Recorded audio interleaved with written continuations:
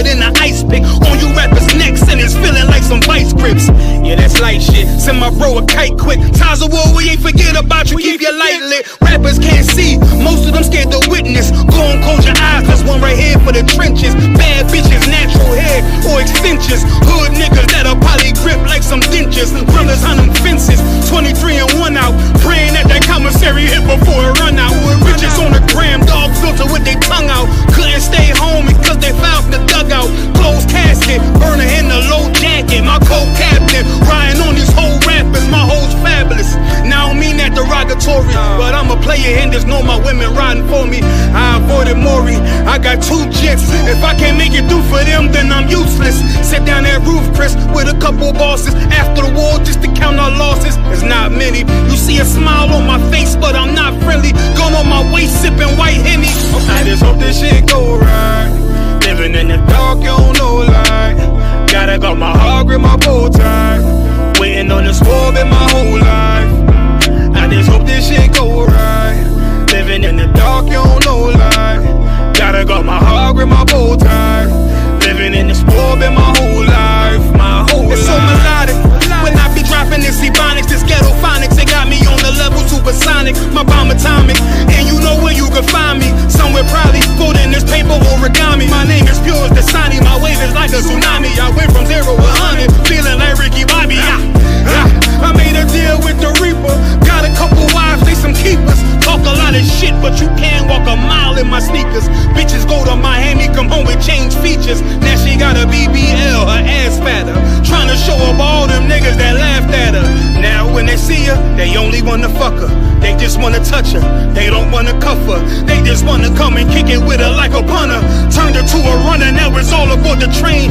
Fenty on the face, but it's not concealing the pain, it's a shame. So I'm in the hood like some rap snacks. I know niggas kill you and your mama for a scat pack. Dark tint, matte black, they do it for half that. Had you like 90s Missy in a fucking trash bag. I'm from Philly, we don't do bank accounts, just cash app. I spit a verse and I just watch the time slow. This that God flow, this that shit that rappers die for. This that uncut Taha Wall straight from Pablo Escobar. I be at the bar like Moscato.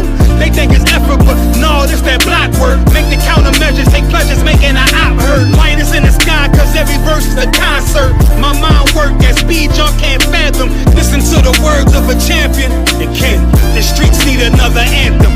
I just hope this shit go right. Living in the dark, you don't know light. Gotta got my heart with my bow tie.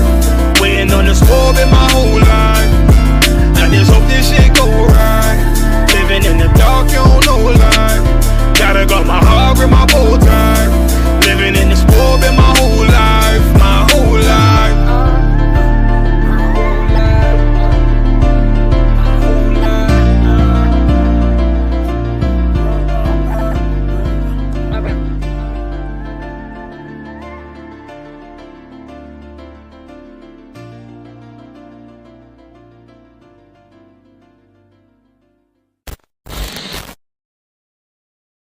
Just when I think you couldn't possibly be any dumber, you go and do something like this. And totally redeem yourself! Ice raids crazy. Ice raids crazy. You've seen them ice raids lately. Ice raids crazy. They kidnap men and the ladies. Ice raids crazy. And separate them from they babies. Ice raids crazy, tearing up dreams in the night, kicking down doors, flashing light, causing fright. Mama in the kitchen, baby crying in her arms. Agents storm in, yeah, they sounding their alarm. Who the real criminal when they snatching up the meek? Chains on the innocent, silence on the weak.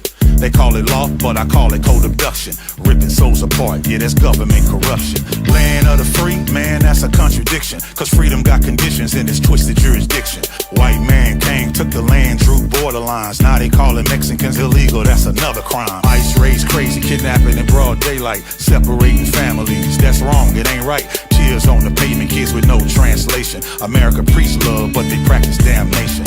False news paint black and brown faces as a threat. But we the hardest workers, bleed sweat, living in debt. building skyscrapers, mowing lawns and serving plates. The same ones they hate keep America great. It's hypocrisy with badges, patriot disguise, call it national security, but it's genocide. Stolen land, stolen lives, stolen pride. The truth don't hide, it bleeds from the inside. Ice raids crazy. Ice raids crazy. You've seen them ice raids lately. Ice raids crazy. They kidnap men and the ladies. Ice raids crazy. And separate them from they babies. Ice raids crazy. Ice raids crazy. Propaganda so sick. Fox News talking lies, playing politics. They say protect the border, but they guarding the ghost. From Tijuana to Texas, it's stolen land coast to coast. You can't deport the people from their native land when your racist flag flew in with a bloody hand. Cages and babies, what kind of nation is that? The cries echo loud, but they turning their backs. If the law is unjust, then justice ain't lawful. A badge on your chest don't make you Godful. They label them illegal, man, that word is obscene. Remember the first these were wigs and they called it the American dream. Ice raids crazy, it's a modern day lynch. History repeats, America don't flinch.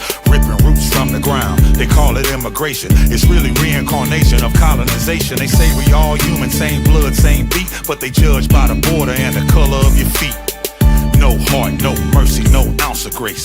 Just politics of fear in a racist face. From Rio Grande to the California coast, they hunting my people, good people, ghost of the ghost. Black and brown unity, we all grew up. If you don't like it, take your dog ass back to Europe. Ice raids crazy. Ice raids crazy. You've seen them ice raids lately. Ice raids crazy. They kidnap men and the ladies. Separate them from they babies. Ice raids crazy. Ice raids crazy. Ice raids crazy. You've seen them ice raids lately. Ice raids crazy. They kidnap men and the ladies. Ice raids crazy. And separate them from they babies. Ice raids crazy.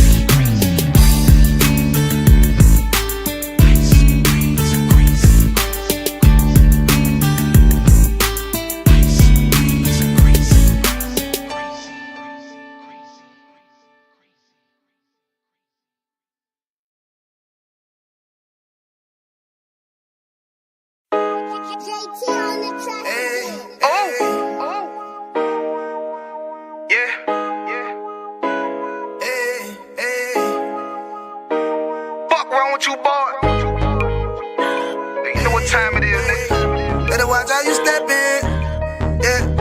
But that was my nigga, yeah.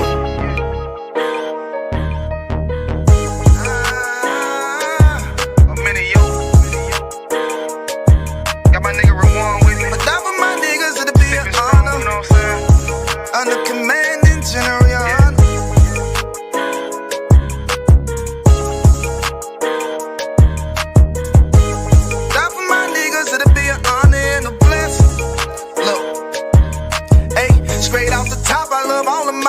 That shit ain't gon' stop till we on top and we ballin', my nigga. We be fly as fuck, you know them bitches be stalking my niggas. That shit'll never change and it's the same with all my niggas. City to city, I should be at home, that's what my ribs say. But bitch, I'm grown, I'm in these streets and closed caption. Niggas know we bout that action. If a nigga play with me, then my Hakim gon' let him have it. Hey, think you the shit, this truth the shit. Nigga play, I let that Ruger hit. Get on them tracks, they be like, who is this? I'm rude with it.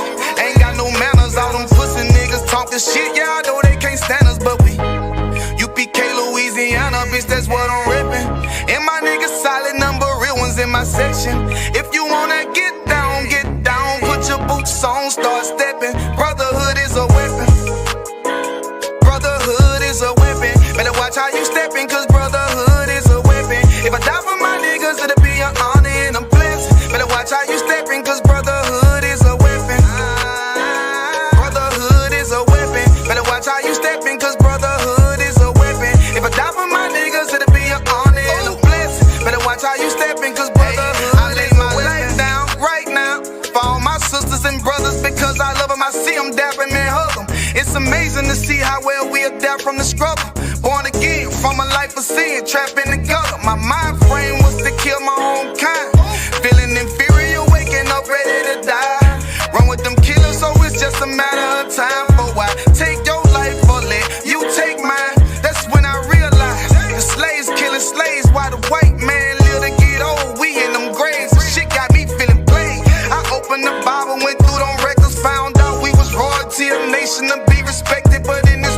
rejected. We hated for our complexion. Still fighting to get accepted. We hear the truth and reject it, but love is getting corrected. And all my niggas correct me. The commandments, the foundation we erected. Brotherhood is a weapon.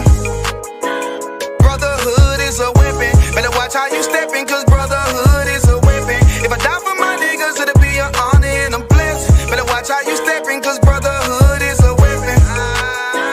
Brotherhood is a weapon. Better watch how you stepping, cause brotherhood is a weapon. If I die for my niggas, it'll be an honor and a blessing. Better watch how you stepping, cause brotherhood is a weapon. Hey, hey. Hey, hey.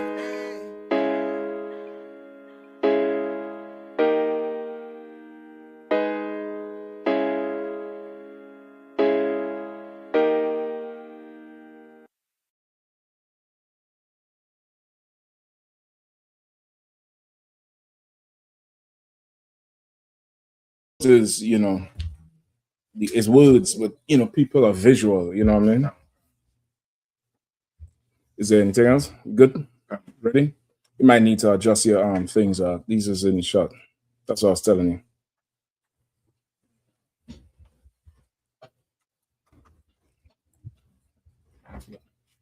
All right, let's clap it up. All right. You all know I.S.U.P.K. Washington, D.C. Scripture Breakdown class every Wednesday. I.S.U.P.K. under command of Journey Yahanna, hardest working man in Israel. Give him a hand. Yeah, man. We're still all for the Passover. Still all for the whole thing. But gosh, it's still kind of uneven now. I don't like how it is. It's still kind of uneven. I need this thing really even, and I'm a little meticulous. If they could do this for these fucking devils in CNN, you'll make me look like I'm in a whole separate, more advanced channel. You understand? Wednesday, just know I'm looking at threads and inches and millimeters. The other days y'all can do what the hell you all want to do. Wednesday, I need symmetry. All right, you might want to move that pole or whichever pole it is. You can get this one out of the way. All right, it probably might help you. All right, so we're good to go. So tonight for sure we're gonna touch on the whore and how to keep far from whores. All right, I think that's definitely in the air. Because you offer what? Valentine's Day.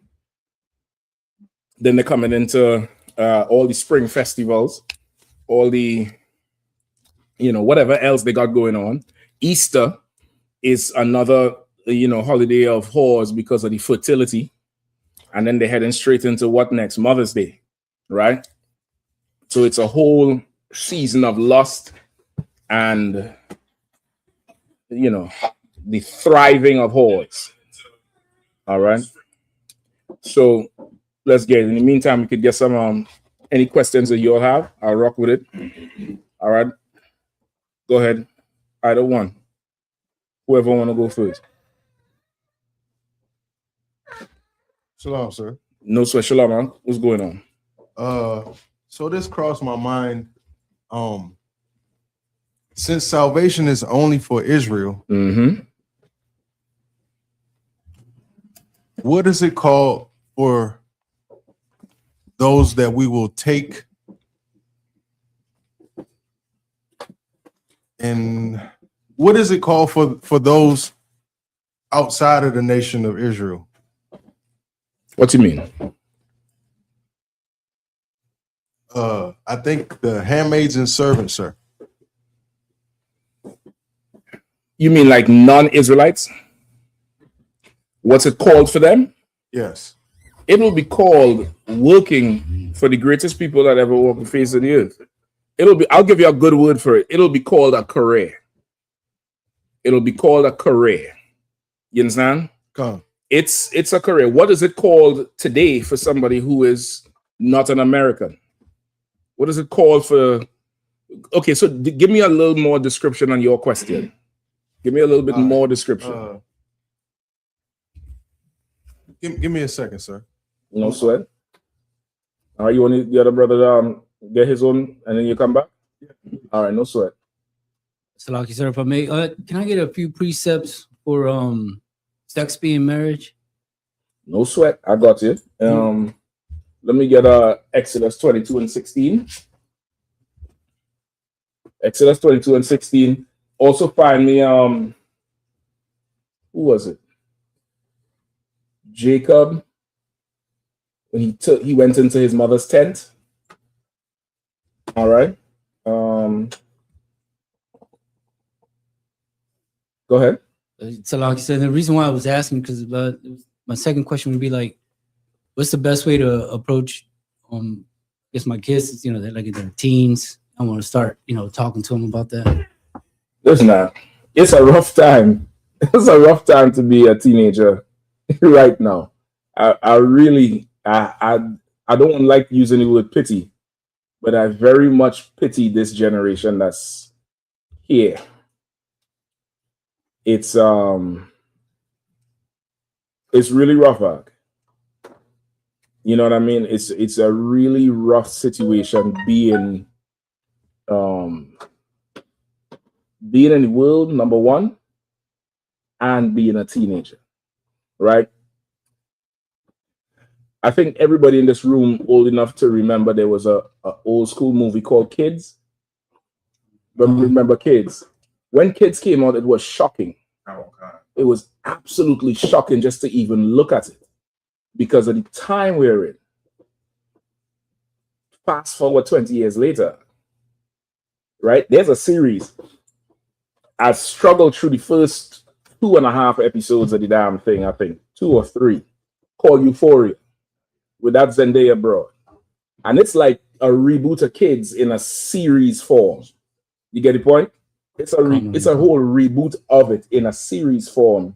And brother, what's going on now is it's supposed to really reflect or mirror what's going on in society right now. And what they're trying to display, I mean, I don't want to think it's the imagining shit. I don't know. But it's very, very scary. It's a scary, scary situation, especially for children. You get the point?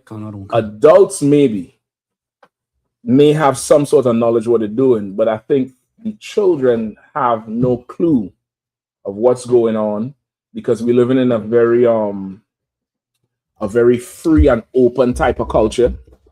You get the point? A very free and open, like without any barriers or bridle on. There's no really checks on. And there's also the drug culture. Like the drug culture right now is not the drug culture 20 years ago. The drug culture 20 years ago, 30 years ago was crack and cocaine was scary. That was oh my God, I'm not doing that. When that is the norm now, you get the point? And everything else is further on. So now you have some, your kids, right? You have some kids, you're trying to educate them on what's right, or not so much what's right, but being wise in decisions.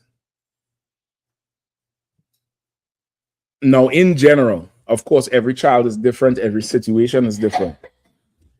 In general, you want to be very real and honest with them about whatever it is. You don't want to fix this drawer here for me if you don't mind. You don't want to you don't want to pussyfoot around the topic. You want to hear from them first. You understand? You want to find out what they know. You want to get a comfortable rapport with them back and forth about what's really going on. You get me? You absolutely want to have that because that's going to give you an insight to them and that's going to make it easier for them to listen to you. Go ahead. Should your approach be different if it's a girl, versus a boy? Okay, I would say no, but yes. I would say no, and this is why I would say no. The difference in approach with a boy and a girl historically is why you have whores today. You understand? Because you would be hard on a girl, right? You'd be hard on a girl, but you would reward the boy because he is what? Getting more pussy than anybody. But who is he getting it from? Of course. It's like lighting a fire and putting it out at the same time. So that's why I say no. You have to put the accountability and responsibility on both of them by explaining both of them. You get the point? So it's not. I would not say it's different for boys how you approach it or expose them differently. What you have to make them understand is the results of the action and how it affects them differently. Not so much you're doing it like well, she's a girl, so you had to lock her in the tower and don't let nobody touch her. He's a boy, let him run wild. You had to teach both of them restraint, but the repercussions for a girl is significantly greater, right? And the results after it, not just the repercussions in terms of she could get pregnant, right? Which is something he doesn't readily have to deal with. She does. You have STDs, but also just value. We've been taught growing up that as a man, the amount of girls you have or the amount of girls you get means you're the man. And for a woman, if it's somebody related to you, she can't be introduced to none of your friends or nothing like that. You know, she has to stay off in the corner. She can't get no enjoyment, but you enjoying everybody. You get the point? That's the standard growing up. You come into the truth. What's the standard? Courting. Bitcoins. Okay, that's the procedure. That's the process. But as you come into the truth, what is the standard of a man if he gets a lot of women? What's the standard versus someone in the world? Like how you in the world, you'd be like, man, you on, boy, you a player, boy, you getting them broads, boy. You have to keep her. You have to keep her. You have to keep her. Now that little, not little, but that understanding that, it means now that, okay, you have to attach something to that, like an attribute to that, to make a difference between the brother in the world and the brother in the school, right? Or the young brother you're trying to put some common sense into. You get the point? Okay. So now, go ahead. Salaki, I just wanted to No, what came to Chupa, me you want to deal with this on speaking, this table over here? Just move this table over here and deal with it on this wrong table here, all right? What came to me while you were speaking, sir, the word honor, this would definitely put in retrospect for both the teen woman and man. Honor is a good word to start with. But okay, but in today's society, honor is just, it's nothing. Today's society, honor means absolutely zero. It's not something that's valued. In fact, dishonor is valued, which is why a lot of the viral tapes is somebody in the circle being dishonored, somebody getting jumped, somebody getting punked, somebody getting pranked. Dishonor is valued in this society. So now, I'm glad you said that. If dishonor is valued, what kind of man or woman must you raise if you want them to be honorable? Honest, with their That could work. feelings. That's not the word I'm looking for, but that could work. So like you move this table around a little bit. That's what I was telling you to do first. All right. Go ahead. Discipline. You onto it. Salaki. Obedient. You onto it. This okay, to have discipline, to have what you said, Izan? What's the first thing you said? You just said it. Discipline and I forget what he said. It's discipline. I forget what the word he said. Go, you remember? You said discipline. He said obedience. Right. To have discipline, to have obedience, you have to have this. Who knows?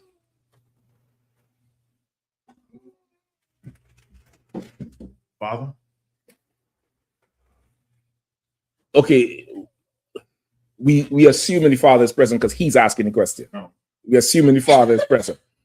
This, what I'm asking you is, what do you now have to teach the young boy or girl as the foundation part of it? I'm gonna come to you in the camera. Go ahead, Shaprat. Where's the other one? Just grab the other one. I got two of them: shame, fear. That's not what I need. Oh. You still need this to have that. Come on. No, I was gonna say to be separate, but To even be separate, you had to have this. I think Nakama didn't give you the hint there. To even be separate, you must have this. If you don't have this, you're gonna go along with everything. You have to know your identity, sir. Okay, to know your identity is one thing. But okay, knowing your identity would mean what now? What does that mean? I'm gonna do everything in order and decency. Okay, Farrakhan know the Jews is black. He's still bowing to that rock in Mecca. Self-respect. You're on to it. You're on to it there still. It's another word. Anything online? Okay, go ahead. The truth. Even to have the truth would mean what? The truth is like identity.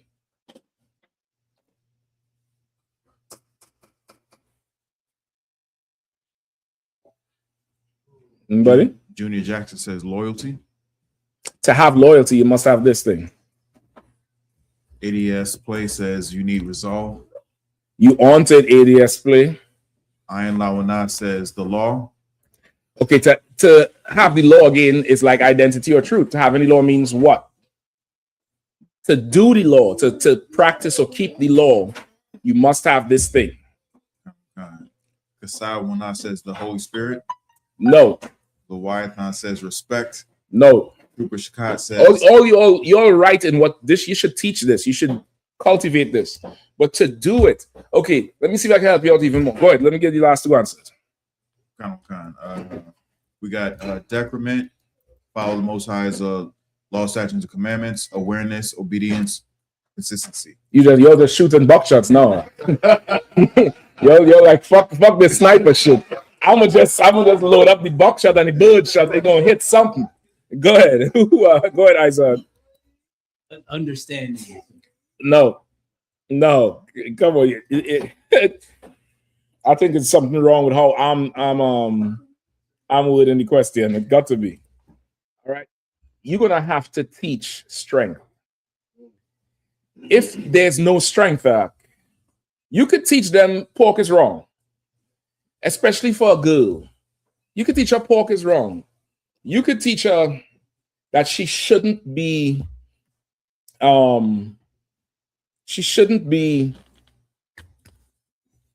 easy. She shouldn't be, so weak for attention and want to be, just all out. Well, what happens when she goes to school and the most popular girl has her breast out? What happens when she goes to school and the teacher is giving her favor in the class because she has long hair or she light skin or she tall or whatever it is? You get the point? What happens at that point? In order for that girl to not succumb to putting her breast out or wearing shorter skirts or meeting every boy under the bleachers, she has to be what? She has to be strong.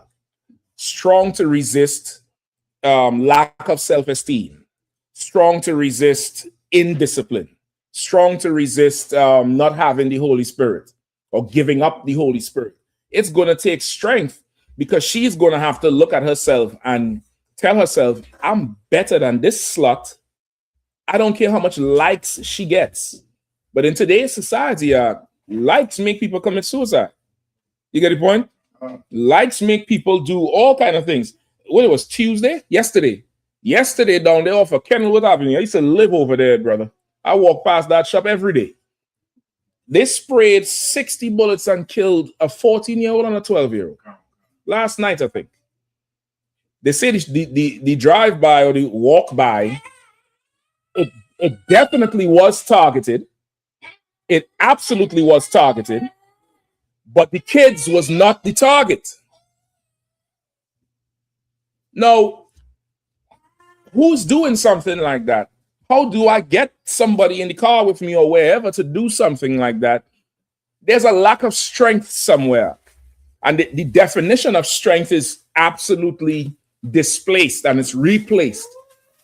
You'll think the person behind the gun is strong. You would think the slut who's wearing the thing is strong because she could deal with a whole lot. Like that Jada Pinkett. They think she's so goddamn strong. She said somebody because see if you could find the video when she's saying what she's saying, the ridiculous bullshit she's saying. You get the point? So you're gonna have to teach them strength. Teach them what strength really looks like. Right? And the strength now will give them the control, the discipline. It gives them the freedom to be angry and not act on it. As opposed to being in the world where you're told that you can now not be angry about something, let it go, or what do they say? Let go and let God, and all that bullshit. Meanwhile, they put such a restriction on you of you actually feeling angry righteously, and that harms you because that thing comes out somehow. You get the point? It comes out somehow. You have to allow people to be able to be angry and teach them what to do with the anger. That's strong. That thing is strong. You get the point? That is where real strength is. Where you know what to do with this thing. You know what to do with that. You know what to do with this thing. When the strength is absent, weakness sets in. Weakness also breeds laziness. It breeds something in you where you just let anything go, where you let anything happen. You get the point? Where you just do that thing. Also, too, because find for me the brother, I think it's Zaquan is his name. If you can't find his profile, it's an experiment somebody did in a mall with this girl coming up with "Help Me." Find that for me, and that's even more onto it as well, and it's a reflection of America's society where strength is lacking. You get the point? So you're gonna have to teach them to be strong. But let me get the precepts for sex is marriage for you. All right, give me Exodus 22 and 16. Let me get that first, and 24 and 67. That's the one with Jacob going in the tent. I believe so. 24, 67. No sweat. Go ahead, Izan. The book of Exodus, chapter 22, verse 16. Mm-hmm. And if a man entice that is not betrothed Mm-hmm. and lie with her, he shall surely endow her to be his wife. Right? Read it one more time. And if a man entice a maid that is not betrothed and lie with her, he shall surely endow her to be his wife. Right. If a man entice a maid that's not betrothed and lie with her, what does that mean?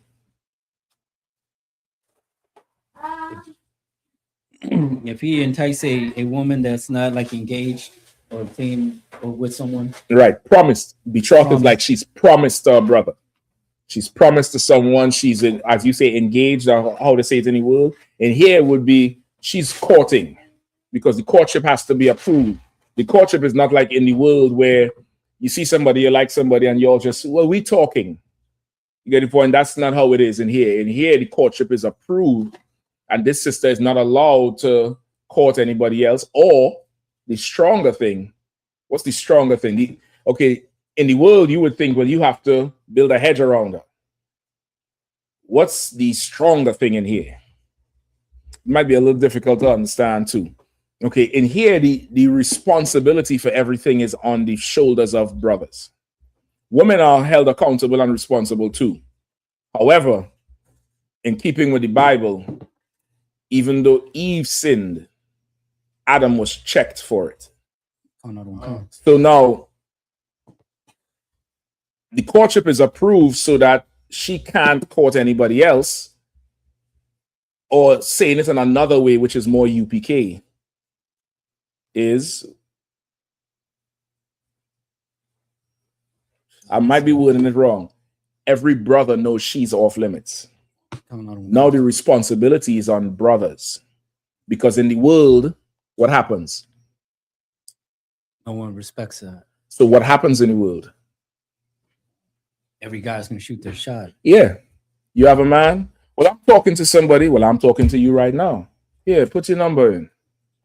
You married? No, I'm engaged. Well, shit, what's taking him so long? Why he ain't marry you? You get the point? If more men would just stop, they'll get, the Bible says, give no, where there's no passage, give the water no passage. Meaning, if you would stop when she says she has a man, if you would stop when she says she's talking to somebody, if you would stop when you realize she might be a hoe, then they will just starve her. And that spirit would die because there's nothing feeding it. What feeds whores is when nobody stops. When you following her out the store, damn baby, you so fine. I don't care. I got to make you mine. Meanwhile, you pull up to the car, the front seat, the passenger seat, the back of it is reclined all the way down near back. What's that a sign of for you brothers who smart? What does that mean? She about 5'4", so her seat is up on the steering like this.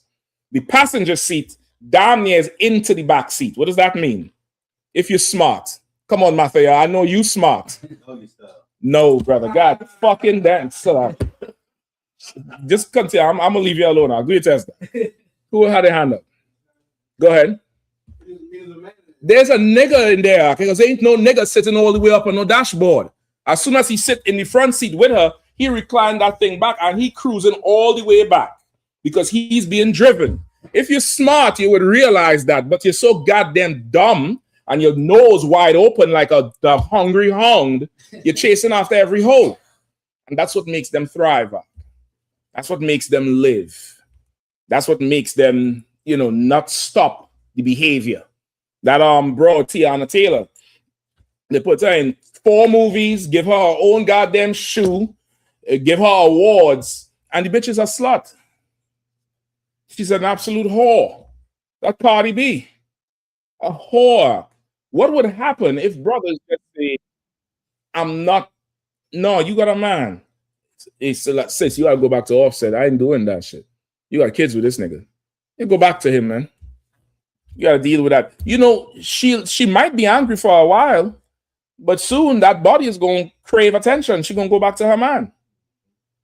But what encourages the sluts is the outlet. You understand? In here, brothers are held fully accountable. Absolutely accountable. Why did you message her? Who gave you permission to even talk to the sister? What's wrong with you? She gonna get checked too out. But you ain't, you're not escaping. You get the point? And that helps. That helps the whole society. So now knowing that if you lay with a woman, as long as she's not promised, you lay with her. Read it again. Book of Exodus 22:16. Mm-hmm. And if a man entice a maid that is not betrothed and lie with her, he shall surely endow her to be his wife. Mm-hmm. You shall surely endow her to be your wife. What is that? What does endow mean? Take her on. That's true, but something else. Become responsible. Something else. You're right, but it's something else.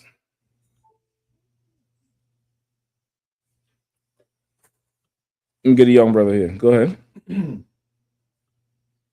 It says he shall surely endow her Mm-hmm. to be his wife. I believe this is he's gonna lay with her.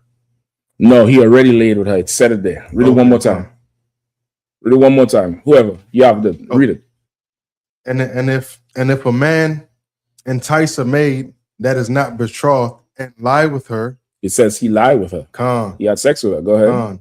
He shall surely endow her to be his wife. He shall surely endow her to be his wife. What does that mean? I believe pay the price or you want dowry. Mm-hmm. That's where endow come from. That's where dowry come from, because it's an endowment. Meaning this. You done You done lay down the game, the Mac of all Macs, the game of all game, and she fell for it. She what? Did she remain strong? No, she didn't. She did not. Did you remain strong? You're supposed to go ask her father. That tail was just too fat, because that shit jiggle. It jiggle, and you look at how the old school men say it, all that what's it? All that jam and no jelly. I mean, that shit jiggling out. Come. And you was like, hold up. I can't no. We ain't listen. We ain't gotta wait. And how the song go? I can't help but wait. And that's what he said. You started to recite all the R&B songs you could recite that. And she just can't wait. And okay, even that is a learned behavior. That comes from TV. Because everybody watch TV, and your idea of passion is the, oh my God, and heavy breathing, and you're doing it, and know somebody coming, we got to do this quick. That's exciting for people in the world. Brother, passion in here, brother, is you go to her father, and you scope him out good. Okay, I see he drinking that scotch. What? I'll go talk to him. If it is you really want her the right way, you gotta go get that father on board. Come on. Like, just that process is exciting in itself, because you don't know what he gonna say. Brother, you can't show you're nervous around him, man. And he's going to carry you to make you nervous, to see what you're made of, to see if it's a man she's getting, or to see if, he had to politely decline you because you are what? Or not strong. He's going to check to see if you strong, or if somehow you might capitulate if the pressure is too strong. If the pressure is too strong, you might say, you know what? I ain't got to obey XYZ. You know what I mean? If the pressure is too strong, if she pushes too much, because he knows his daughter. Anybody have girl children know that them children is going to try it. And he's going to be checking to see if you could handle the pressure and not break the girl. You get the point? He's going to be checking that situation. So now you're going to have to go to him after. You done laid with her? You have to go to him after, and you got to work out a dowry. That's also in our law. I could get that precept for you after. Like, you got to work out a dowry after, right? And you got to pay what he asked you for. And he's going to be reasonable, but he ain't going to be as reasonable as if you came. You're going to pay a little bit more because you stole this girl. You get the point? Oh. So that's one, sexist marriage. Give me the other one. Where we at? Genesis. No sweat. Go ahead. You want to read it? Go ahead. This is the book of Genesis, chapter 24, verse 67. And Isaac brought her into his mother's Sarah's tent, and took Rebekah, and she became his wife, and he loved her. What did he do? Read it again one more time. 24 and 67, right? Yeah, go ahead. And Isaac brought her into his mother Sarah's tent, and he took Rebekah. He took her. It already said he brought her into the tent. So why does it say he took her again? For everybody who believes, you know what I mean? When he say he took her, means, he just carried her in. It already said he brought her into the tent. Now it says, and he took her. You're getting some ideas now. Go ahead. Sluggy. Go ahead. Took Rebekah, and she became his wife. And she became his wife. Any more? And he loved her, and Isaac was comforted after his mother's death. Right? He loved her, and Isaac was comforted after his mother's death. Hold on one second.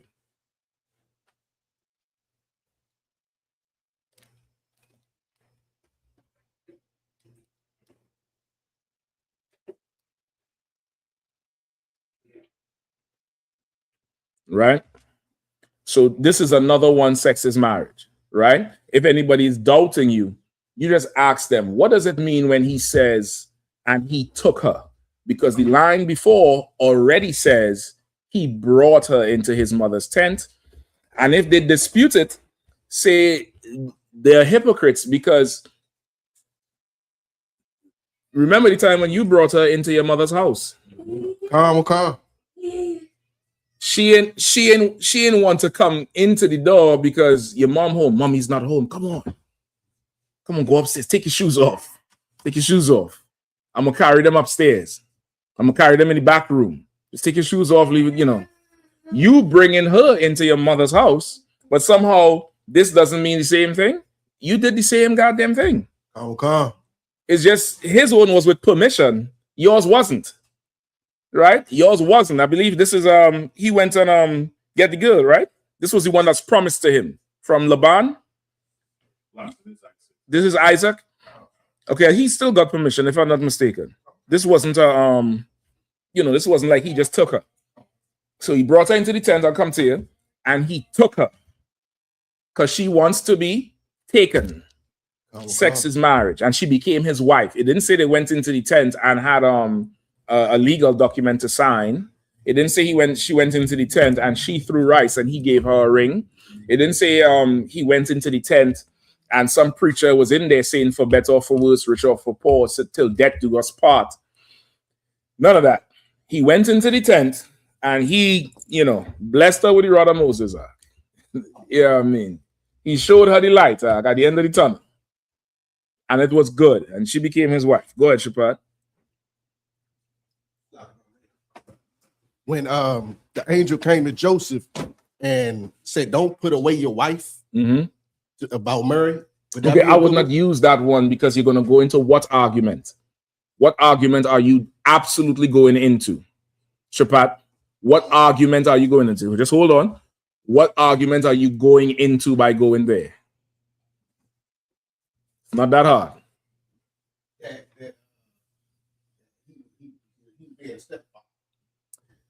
Okay, just say it so we all understand. You're going into Immaculate Conception. You understand? Never pull a precept that a Christian is going to take the exit ramp. Keep them on 95 all the way up. All the way. We ain't stopping, motherfucker. Pee in the car. You understand what I'm saying? We ain't stopping. We not stopping. We staying on 95. We not coming off.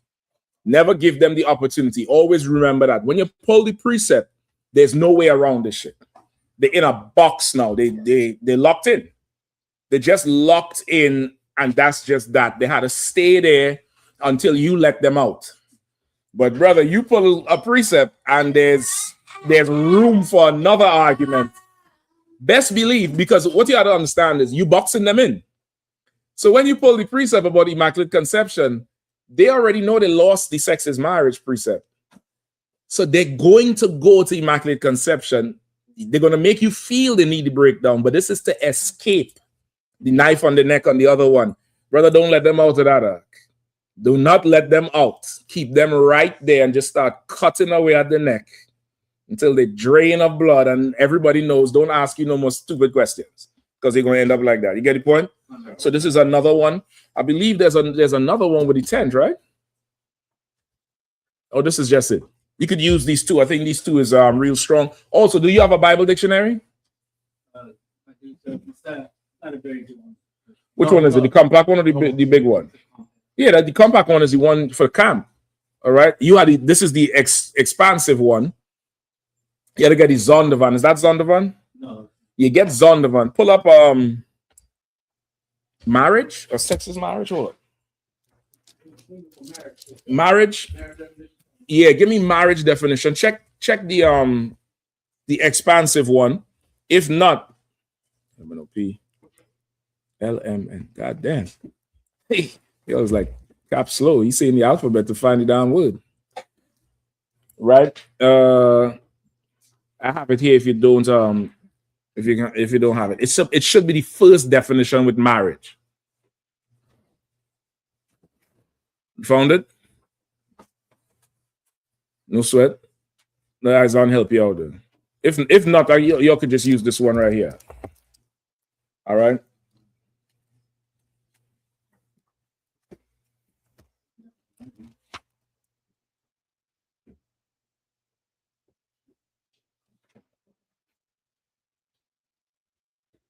Go ahead. You found it? I take this one out for time's sake. Let's take this one. Alexander, you could read this. You found it? All right, let me hear it. Marriage is an intimate Is a personal what? union. Marriage is a what? Intimate personal union. No, you gotta understand every word in this thing matters. Every word in this one here matters. Go ahead, say it one more time. Marriage is an intimate personal union. Right? It's an intimate personal union. Marriage is not in front of a church of people who hate you, that you don't even care about, to lie and make some vows and exchange rings that you really wish you didn't spend money on, with a bunch of bridesmaids who is whores because you know them, and with a bunch of bridegrooms who is having sex with the whores. Marriage is an intimate personal union. That's not intimate or personal, that's public. You get the point? Go ahead. To which a man and a woman consent. To which a man and a woman, for the rainbow community, marriage is an intimate personal union to which a man and a woman consent. Right? So this is not between man and woman and woman. This is man and woman. Go ahead. They have to consent, meaning they agree. They have to agree to this thing. And like the UPK standard, what's going to happen? She's going to be requested, or he's going to be requested in some cases. And they get permission to court. And they court. And then one of them says they think they want to marry this person. The other person is asked, and if they agree, they all have a council with other people. Camp leader, father, if present, couple of the generals, and it has witnesses to the consent. This brother want to marry you, sis. Do you want to marry him? Canada one can. Yes, sir, I want to marry him. You sure, sis? Yes, sir. You can't come to me after with no problems. I don't care. I can't live without this brother. 4 people heard you say that shit. So in 6 months, when you come and say, I can't stand him, who are you? Because the person looked like you 4 months ago said something different. Brother, this sister here, she says she's ready to marry you. She can't live without you. Do you want this sister? Do you want to marry this sister? You sure you want this sister? Yes, you sure? Because you can't come to me later on and say try to pull a precept to divorce her. Because that's what brothers will do. They'll be praying she commit adultery. If she don't commit adultery, well, Sir Salaki, in Philemon chapter 2, verse 6, it says, if you be displeased with her, and something, once you lay with this girl, especially in here, you're tied to her forever. And they're going to have a council with witnesses, and both of you all consent. Then you get permission to marry at whatever date you all choose. You all could arrange that shit. However, take her to Atlantic City. You all could go marry right now as we get off the phone. It don't matter. The permission was granted. And now you're going to have that personal, intimate union that was consented. You get the point? Go ahead.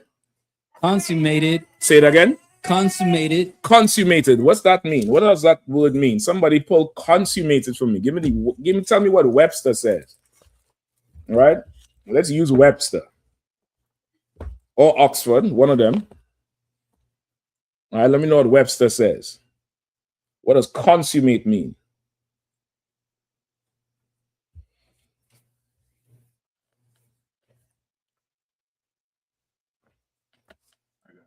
Go ahead.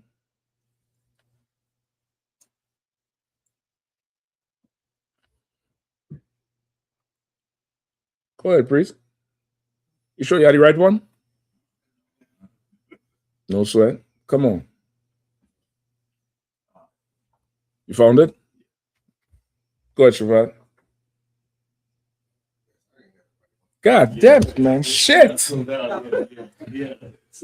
What's going on with you all today? Just read it, Doc. I ain't wrong. Though you're trying to protect me. I get you. I ain't wrong, Doc. It's there. It's probably got what's called them thing? Context. Just read it down. Consummate. Mm-hmm. To make marital union. Is that the first one? That's the first definition? Well, all right. There's an adjective and then there's a verb. Well, just give me what's first there. I might be able to use it. The very first one is consummate, extremely skilled and accomplished. Extremely skilled and accomplished, which is what you have to be able to do to maintain a marriage. You're going to have to be extremely skilled and be accomplished. You know what accomplished means? Somebody give me a definition of accomplished. Shapat? Yeah, she done some things and you've done some things. So what does that mean that you've done some things? Prepared. How? Foundated. What word is that? Without what? Foundated? Go ahead. Listen, that's a t-shirt. Foundated. Go ahead, get him mic to. Damn. So that might be a word. I might be the one who saw. Go on. Salakia, sir. I found a different version of this definition. I need accomplished. You with me? Accomplished, sorry. And yeah, you had to focus with me. What is being accomplished? Now I'll assist you with.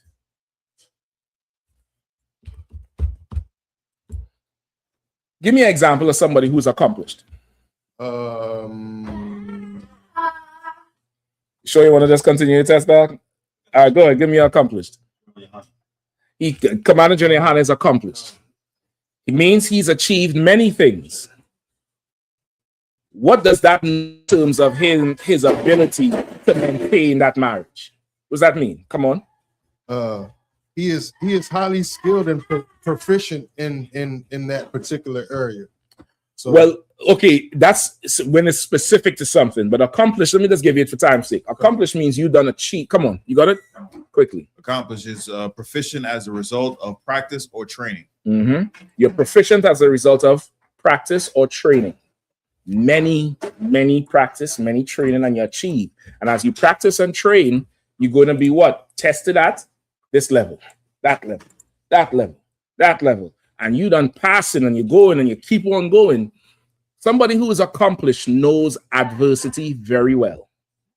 Somebody who's never achieved nothing, they've never failed. They've never succeeded after failing.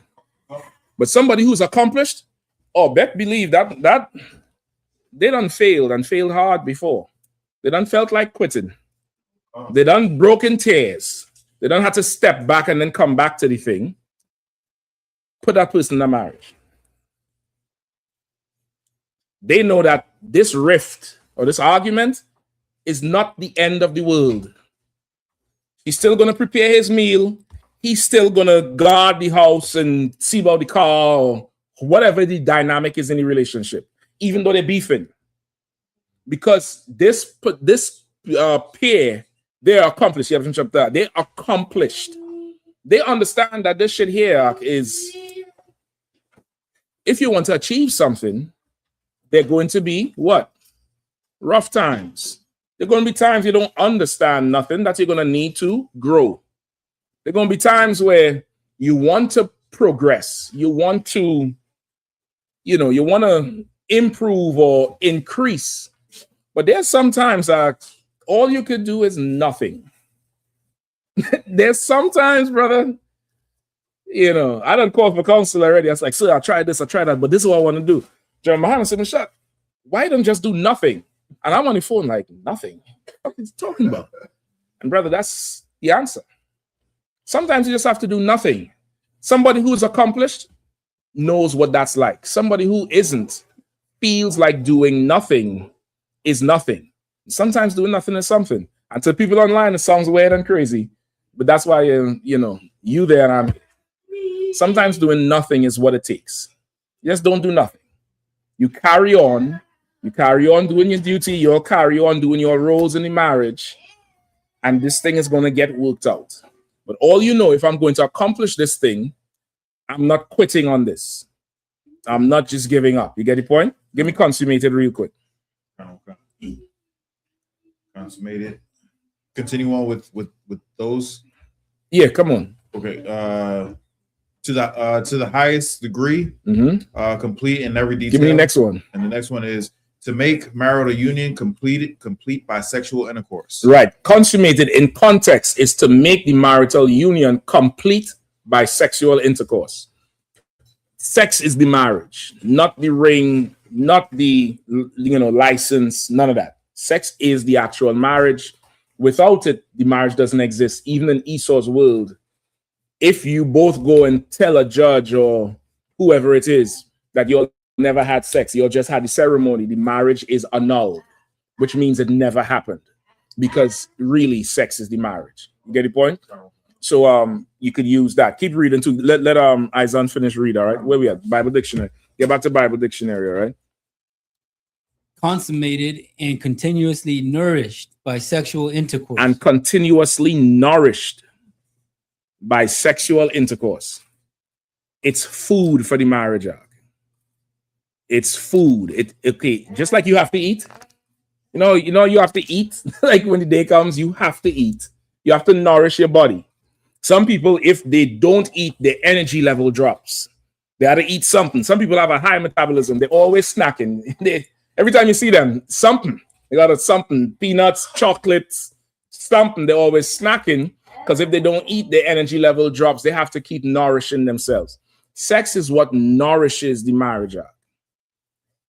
The marriage starts to not fall apart, but deteriorate. That's the word I want. Like deteriorating means what? If you're looking at a wall or something, the integrity of it, like you might see paint start scraping off the wall. You might see pieces of the rock breaking off. The drywall started cutting, started deteriorate. When that happens, one thing oftentimes you might get asked is about the intimacy. You might, as you go for counsel or somebody tries to help or try to give you all assistance, and somebody who know what they're doing, they might ask you, okay, well, I know this is a little personal question. I understand, but what's the intimacy like with you all? How is that situation?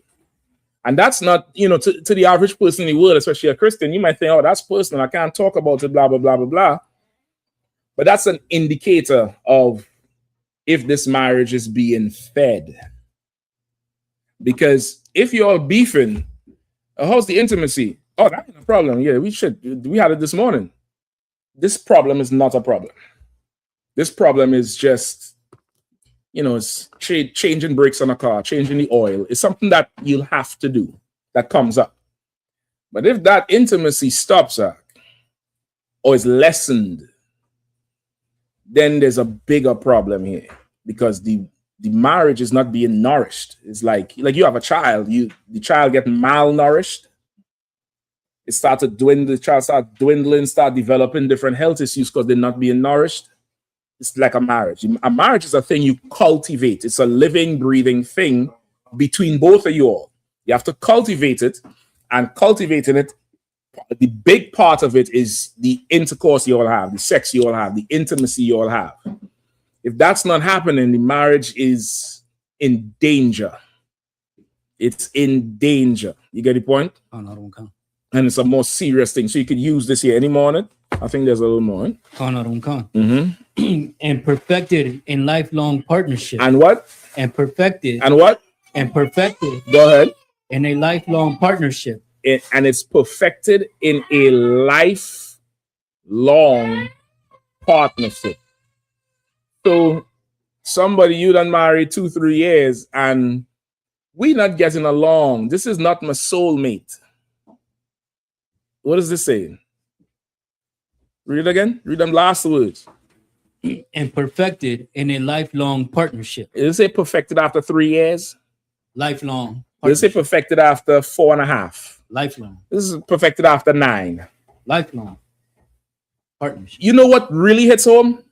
When you go see somebody who is older in age and they're full of gray and they're sitting and they don't have a care in the world. Some of them will tell you, I'm just waiting on the good Lord to come take me.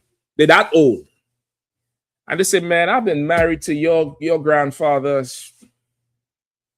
It got to be 63 years. And you in the twilight zone now, because you can't even fathom living to fucking 63, much less marrying somebody for 63 years. It's perfected in a lifelong. That's lifelong. That marriage is the age of a person. That marriage is retirement age. You get the point? Meanwhile, you get an argument 3 years into the game, you packing your shit and talk and making all kind of deep posts on Facebook about nobody's pouring into me, so you got to take care of yourself, you dumb bitch or weak ass nigga. It's perfected in lifelong commitment. This is not something for somebody who was here earlier, who is not strong. You understand, Isan? So that you want to bring them to the threshold of being strong. You have to do that, or else nothing is accomplished. They can't do anything because they're not strong, right? Even who is it? Is it New Edition? They had a song, "Sunny Days." Everybody has those, but baby, tell me, can you stand the rain? Why does he have to say that? Why is that has to be in a song? Why is that something that people will talk about? Because nobody prepares for rain. Everybody prepares for, winning or victory, but nobody prepares for if this thing goes wrong. What's the preparation? Listen, give the Israelite school of UPK on the command journey a hand, brother, because we were prepared for that rain. I don't know if you all knew it. We were absolutely prepared for that rain. And brother, I mean, the whole crew, everybody done, switch direction, make the adjustment, and work the whole thing out. And the Passover was kept up. Right. The Passover was kept. When regular people would be like, nah, shit, it's raining, I'm going home, or I ain't going to even show up, or whatever else. You get the point? Like, we are absolutely prepared for it because we are strong. There's some things with us, it's a non-negotiable. Right. And really, if you're in here long enough, you'll realize some things is all things. Right. Salakia, it's just, Oh, Salakia said, I forget to call in. You forgot, brother. How come? Oh, you forgot. What happened? You're not getting enough sleep? You need me to set the alarm on your phone for you? What do you need me to do? Do you need me to call you to remind you that you're supposed to call me now? Because I'll do it. Because I'll try to help you, because this is non-negotiable. You get the point? Like, this is the type of environment, and it scares people. Why does it scare people, Isaac? Why do people see how we are and say, you're too extreme, y'all scary? Oh my God, I can't even be in here. Why? You have to submit yourself to something that outside of your comfort zone. That's true. That sounds good. And that's what they'll say. There's something else. They don't have no strength, sir. Or say the right way, say the UPK way. Or I'll take that. Give me my hand. Or they're weak. They're just weak. You're just weak. You go sit in a church that's notorious for molesting people. You go sit in a church that's famous for having sex with somebody's wife. But you scared to sit in these chairs? Like, what the fuck will you ain't no Hamite, right? You ain't no Edomite, right? Because you'll get carted out.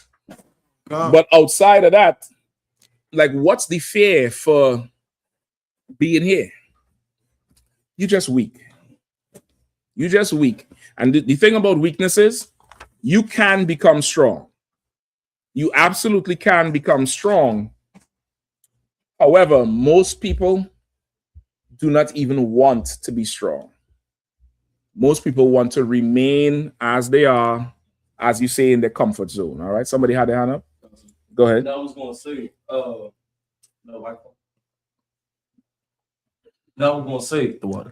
was going to say that this throughout the years, I have heard people that did disagree. All of us done heard like, oh man, the UPK, man, y'all hate women, or y'all too aggressive, y'all too this. But at the end of the day, when every single one of these people trying to go to battle with us, they never say that we wrong. It'll always be something that disturbs their comfort. Mm-hmm. They always say, man, y'all too aggressive, y'all too loud, y'all this, y'all that, y'all this, y'all that. But it never is the argument of if we right or wrong. They'll be like, your approach is just a little bit too too much. Your approach. It's all about your approach. Yeah, but they never say that you're wrong. Like the conversation always ends with us. We still right. You just don't like the way we put it. Exactly. But Donald Trump in office right now, and everybody complaining. But when we were saying something, we a hate group. We hate too much. Go ahead. It's like if I may say, like the fake Israelites say, we come hard. We don't come that hard. Damn.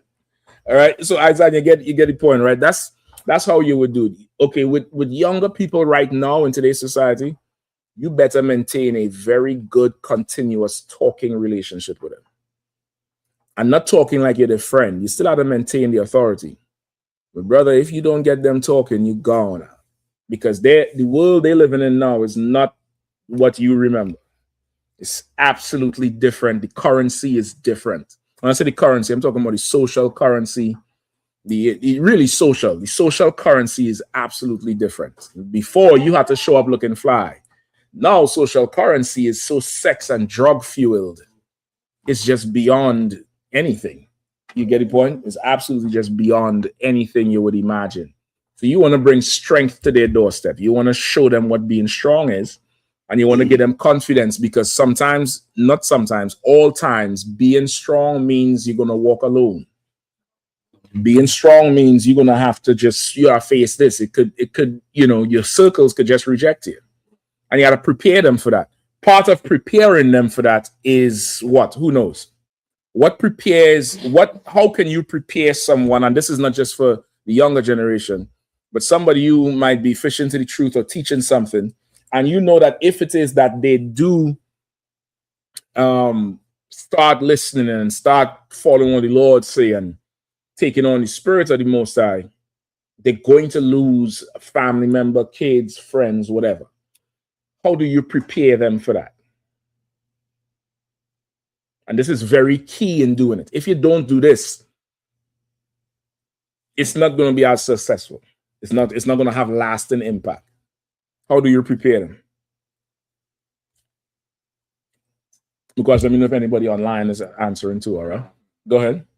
Salaki, of course, you will warn them, let them know you went through the same thing. I come from the same place, and I went through the same exact thing that you went through. But I'm not you, Shapat.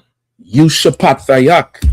You so strong. I'm not you. That's what they say about Christ, right? I can't be him. I ain't perfect. That's what Kanye West say. How do you prepare?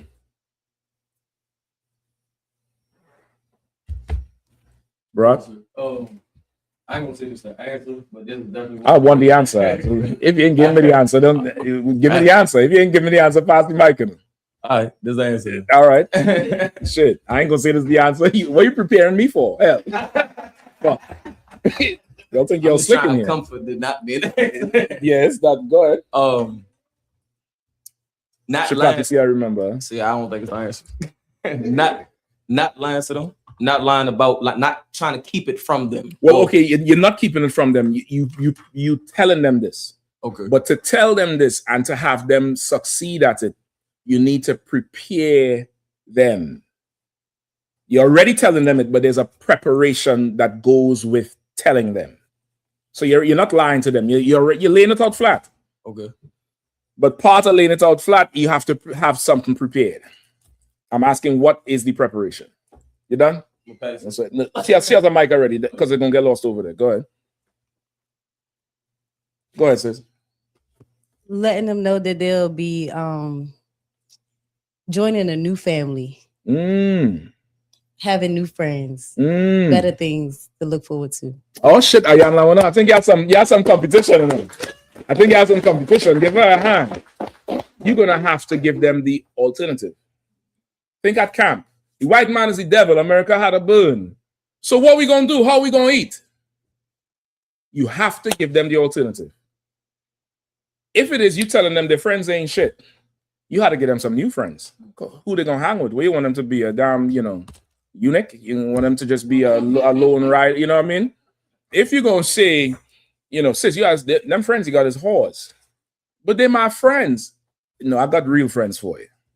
Brother, you can't be hanging over these drug addicts no more. But they're my friends. I got some friends for you who's not drug addicts. You're gonna have to show them the other side. If you're gonna turn them away from this thing, remember this thing is wrong, it's evil, it's harmful. But what you're not remembering is they love it. They love it. Ask somebody who eat pork. I remember some years ago, boy, in Baltimore. You're gonna remember this one. Remember this frog-faced brother who used to come in front of the Baltimore camp. He would smile and his mouth will open up, and he had a funny voice. Like, you're wrong, some. He went right into Lexington Market Act and came out. I don't know where he get all this seafood. It's like shrimp, crab, all kind of shit.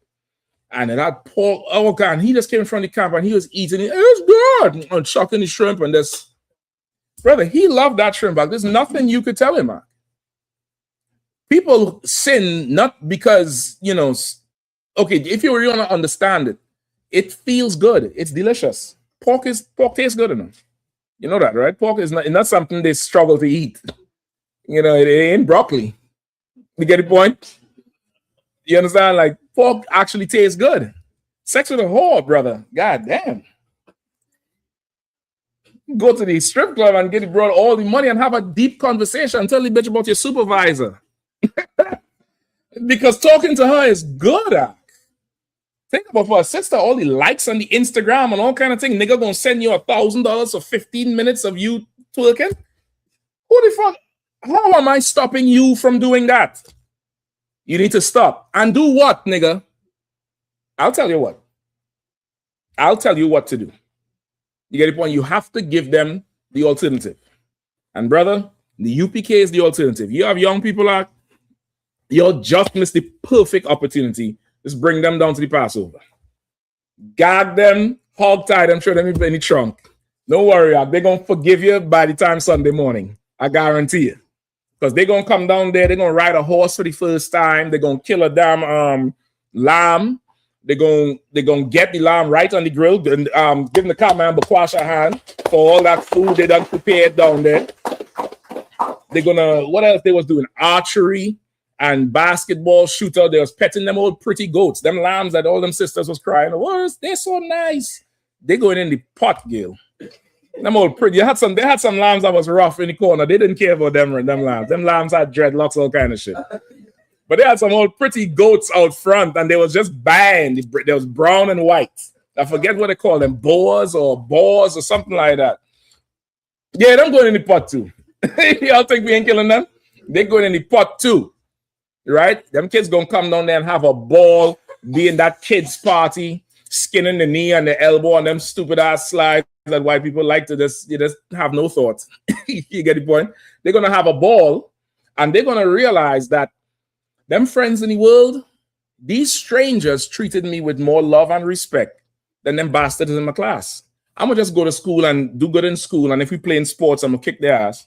But my love is going to go into them brothers and sisters I met from Texas and Houston and California and Mexico and Jamaica and wherever else, everybody who came down. They're going to see now there is a world outside the world that they think is the only thing that exists, which is what people in the world think. People in the world think this is the end all and be all of life. So I have to hold on to this thing and I can't start over. I've been doing this thing for so long. When, brother, you could come in here and start fresh. You don't have to hold on to that bullshit. Go ahead. Like if I may, Captain Carr said something on his interview that to some people in the world or whatever they come from, it might be something real minute, but being isn't coming from the same place and the same thing used to happen and realizing he was talking about how him and his homies they would hustle together, do this, that, and the third, do everything together, run behind bras together, all this, that, and the third. When it came down at the end of the night to eating some food, they would never share the food with them. And he said when his first week in the drink, so like in the I.S.U.P.K. and the high men above him was trying to make sure you eat, making sure that he did eat. That was something real big to him. And I was just thinking about it like that is true. Back in the day, like sharing food was something, saying you barely want to give him a wing if you did. You know what I mean? It's the social currency, It's the social currency. The social currency outside of these walls, is foul. It's not at all holy. It's not good. It's not strong. The social currency in here is strong.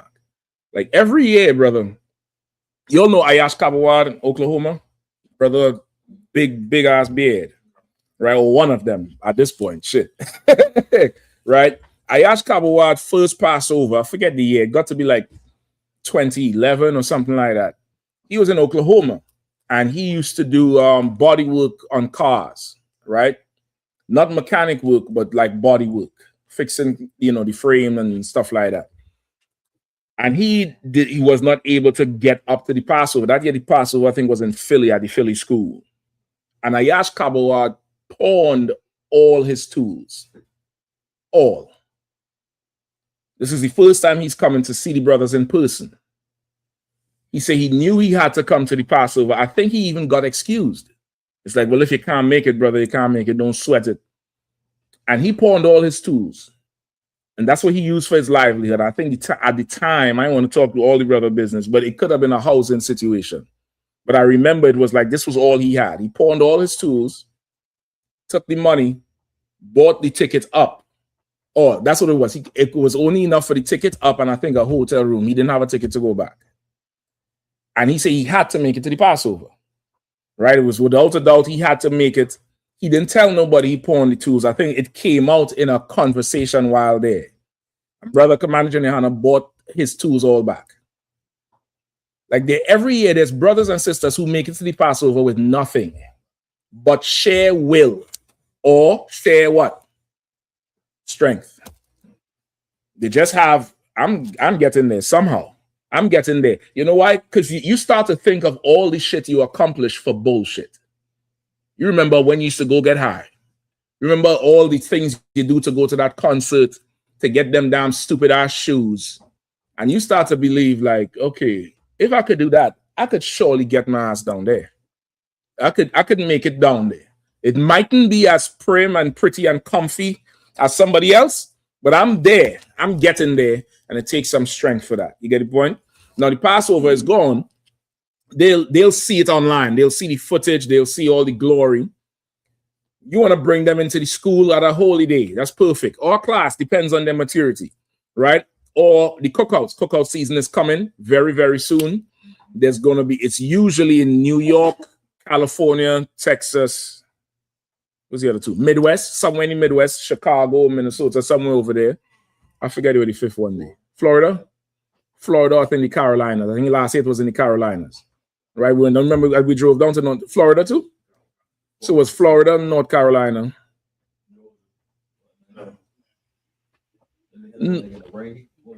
That was North Carolina. Yeah, that was North Carolina. Sometimes the ATL. Say again? Sometimes the ATL. No, I'm talking about last year. I forget where it was. But I know North Carolina because we drove down. Cali, New York, Texas, and the Midwest. Right?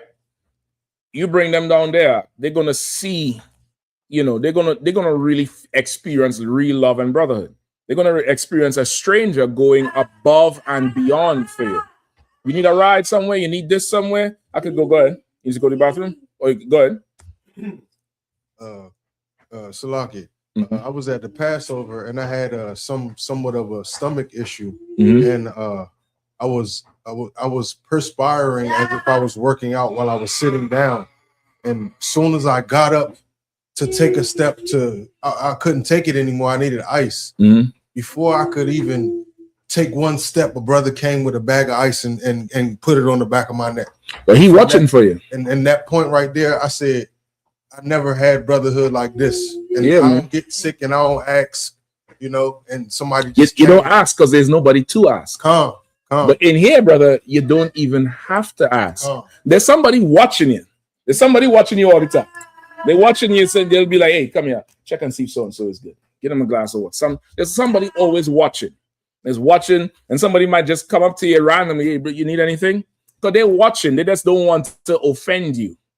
But they're watching because in here it's a different environment.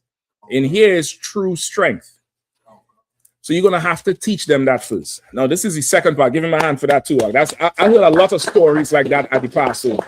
With somebody that's come to the rescue, somebody just willingly, and sometimes it's in situations where normal people wouldn't. Now, this is the second part of with somebody, teenagers, boys or girls. You want to show them consequences. You want to give them, flat out. You see, like I was scared straight with that prison shit. You want to show them an AIDS patient, not Magic Johnson. I'm talking about the one you could see the folds in the rib. We had a sign we take to camp, an AIDS sign. It's very graphic.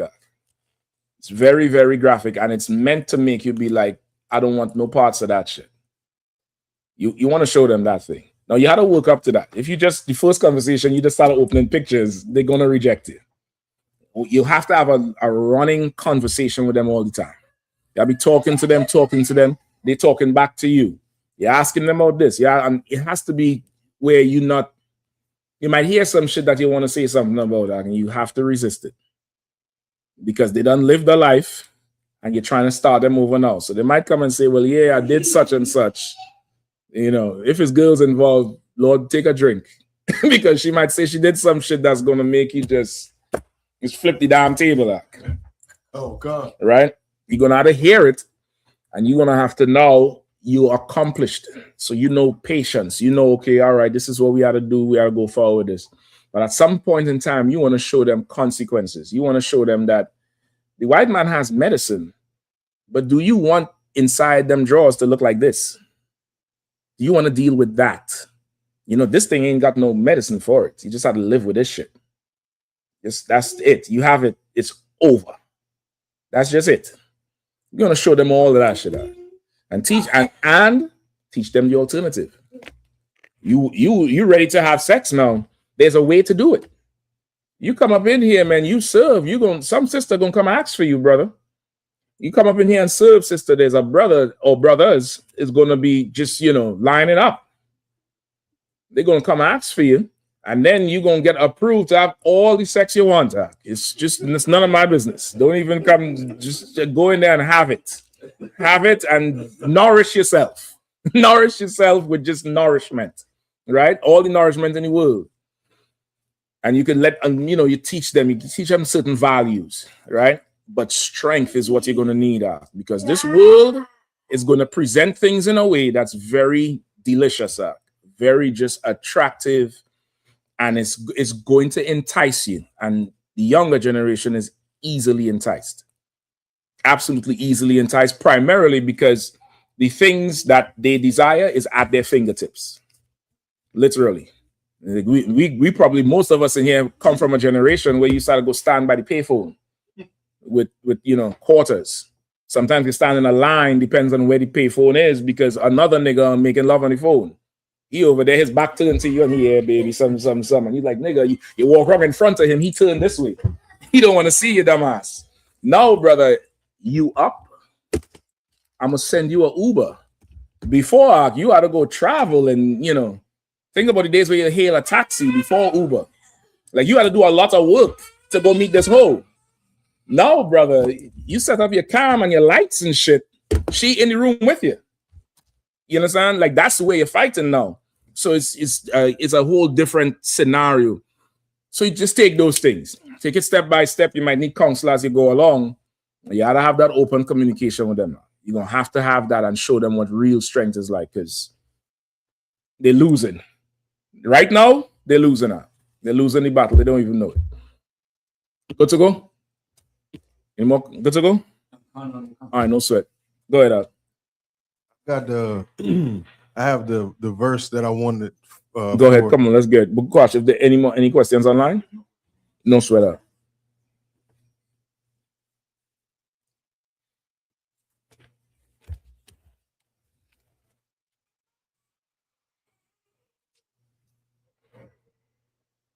All right. This is the book of Isaiah, chapter 14, verse 2. I'm listening. And the people shall take them and bring them to their place. Mm-hmm.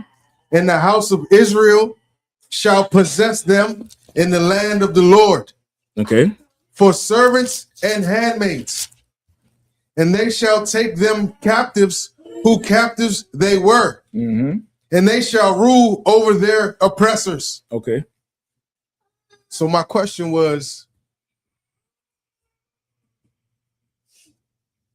if Israel's getting salvation, what is the definition of what these people these other nations who we will take? Because everyone says that God loves everybody and everybody's getting saved, but only Israel getting saved. And if we're going to take you, what is that called when we take? I'll tell you exactly what it's called. It's called a career. Oh, these heathens is going to be getting lifelong careers in the kingdom. They're going to be, think about the careers we have. What careers we have that we boast in the white man's kingdom? A bus driver. He a bus driver. He drive buses like there's nobody's business. Right? I'm gonna give you a career. Something Glover is his name. There's the black astronaut who came back from that Artemis thing. He's the only brother or the only Israelite on the damn shuttle, right? It's him, a white woman, Asian, and a white man. And the brother is, I forget exactly what his accomplishments are, but he's very accomplished. The white woman is accomplished. The Asian is accomplished. The white man is like damn near a farmer. He's like nothing when you compare him to them. Right, I watched a little special on the whole Artemis thing before they went up.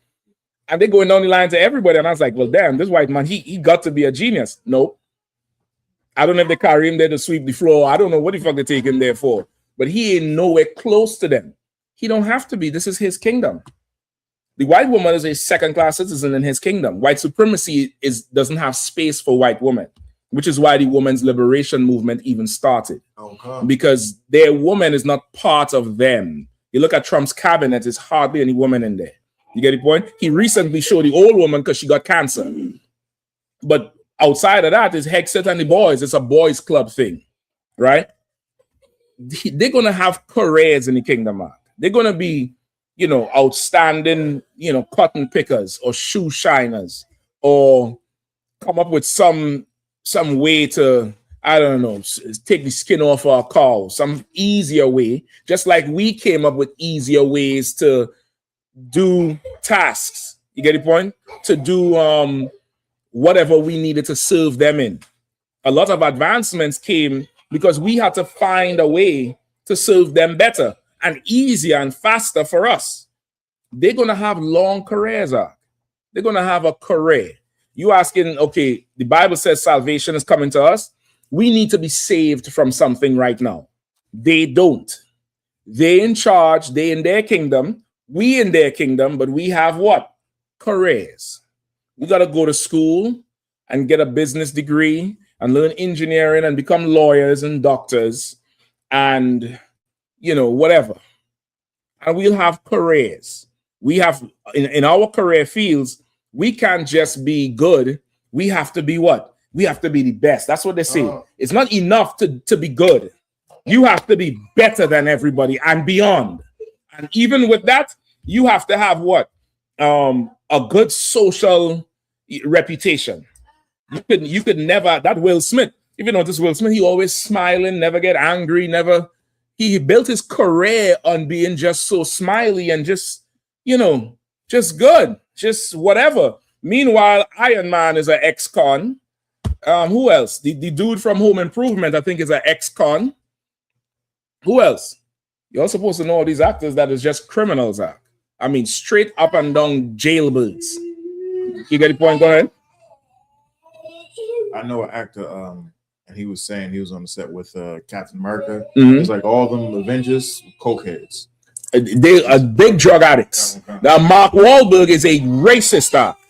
That Mark Wahlberg, Marky Mark and the Funky Bunch, That nigga is a KKK area nation racist, brother.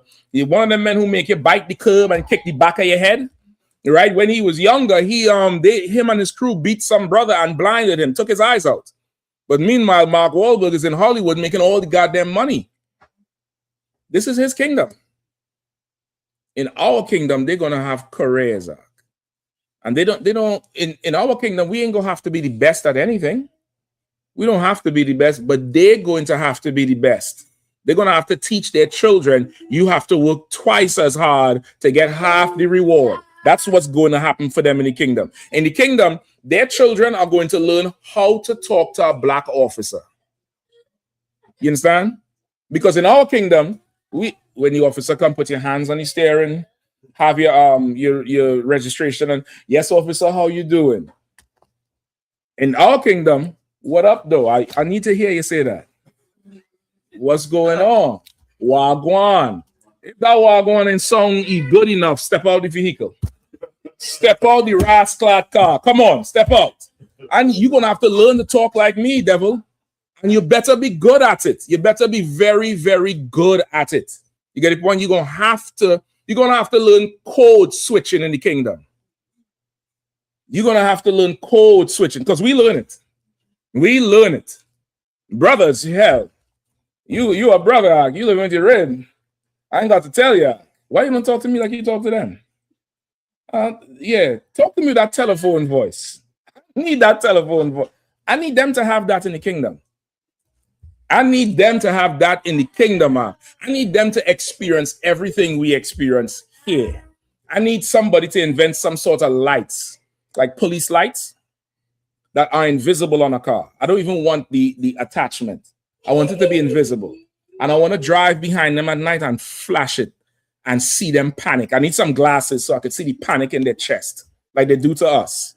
Like you ever drive and you see the lights, it's like, where the fuck this nigga come from? You trying to figure out where he come from.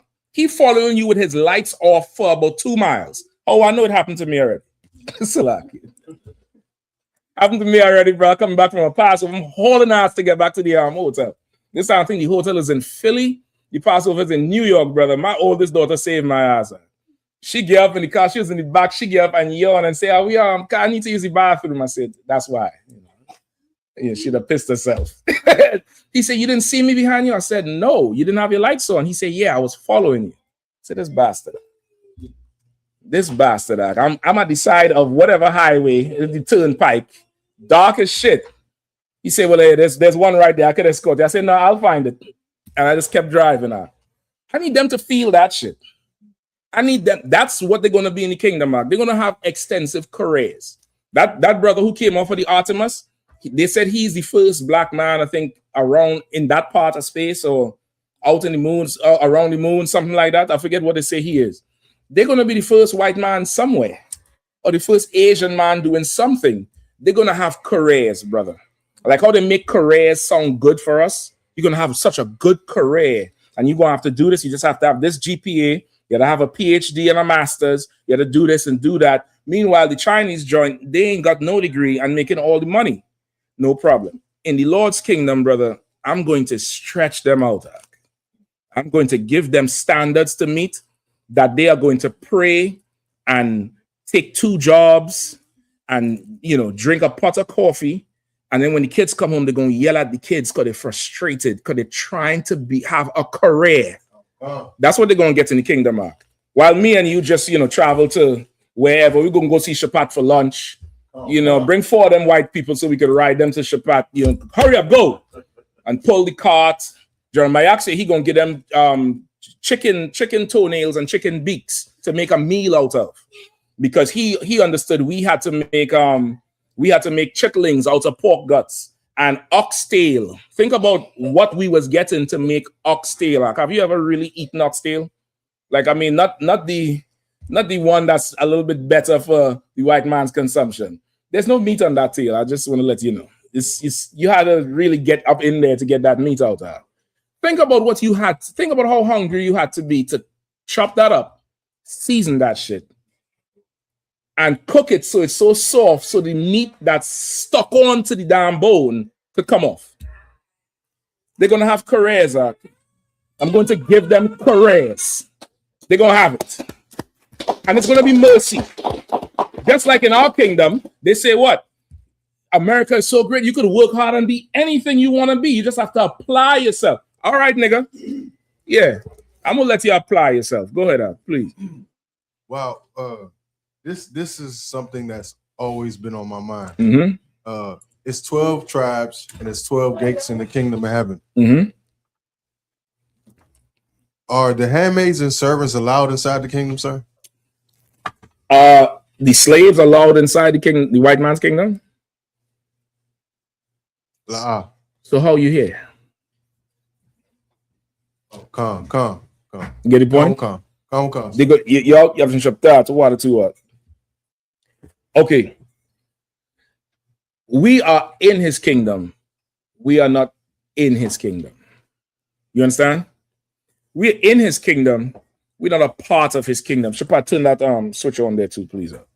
We're not part of his kingdom. We don't partake in his kingdom. Like I sit and wonder how.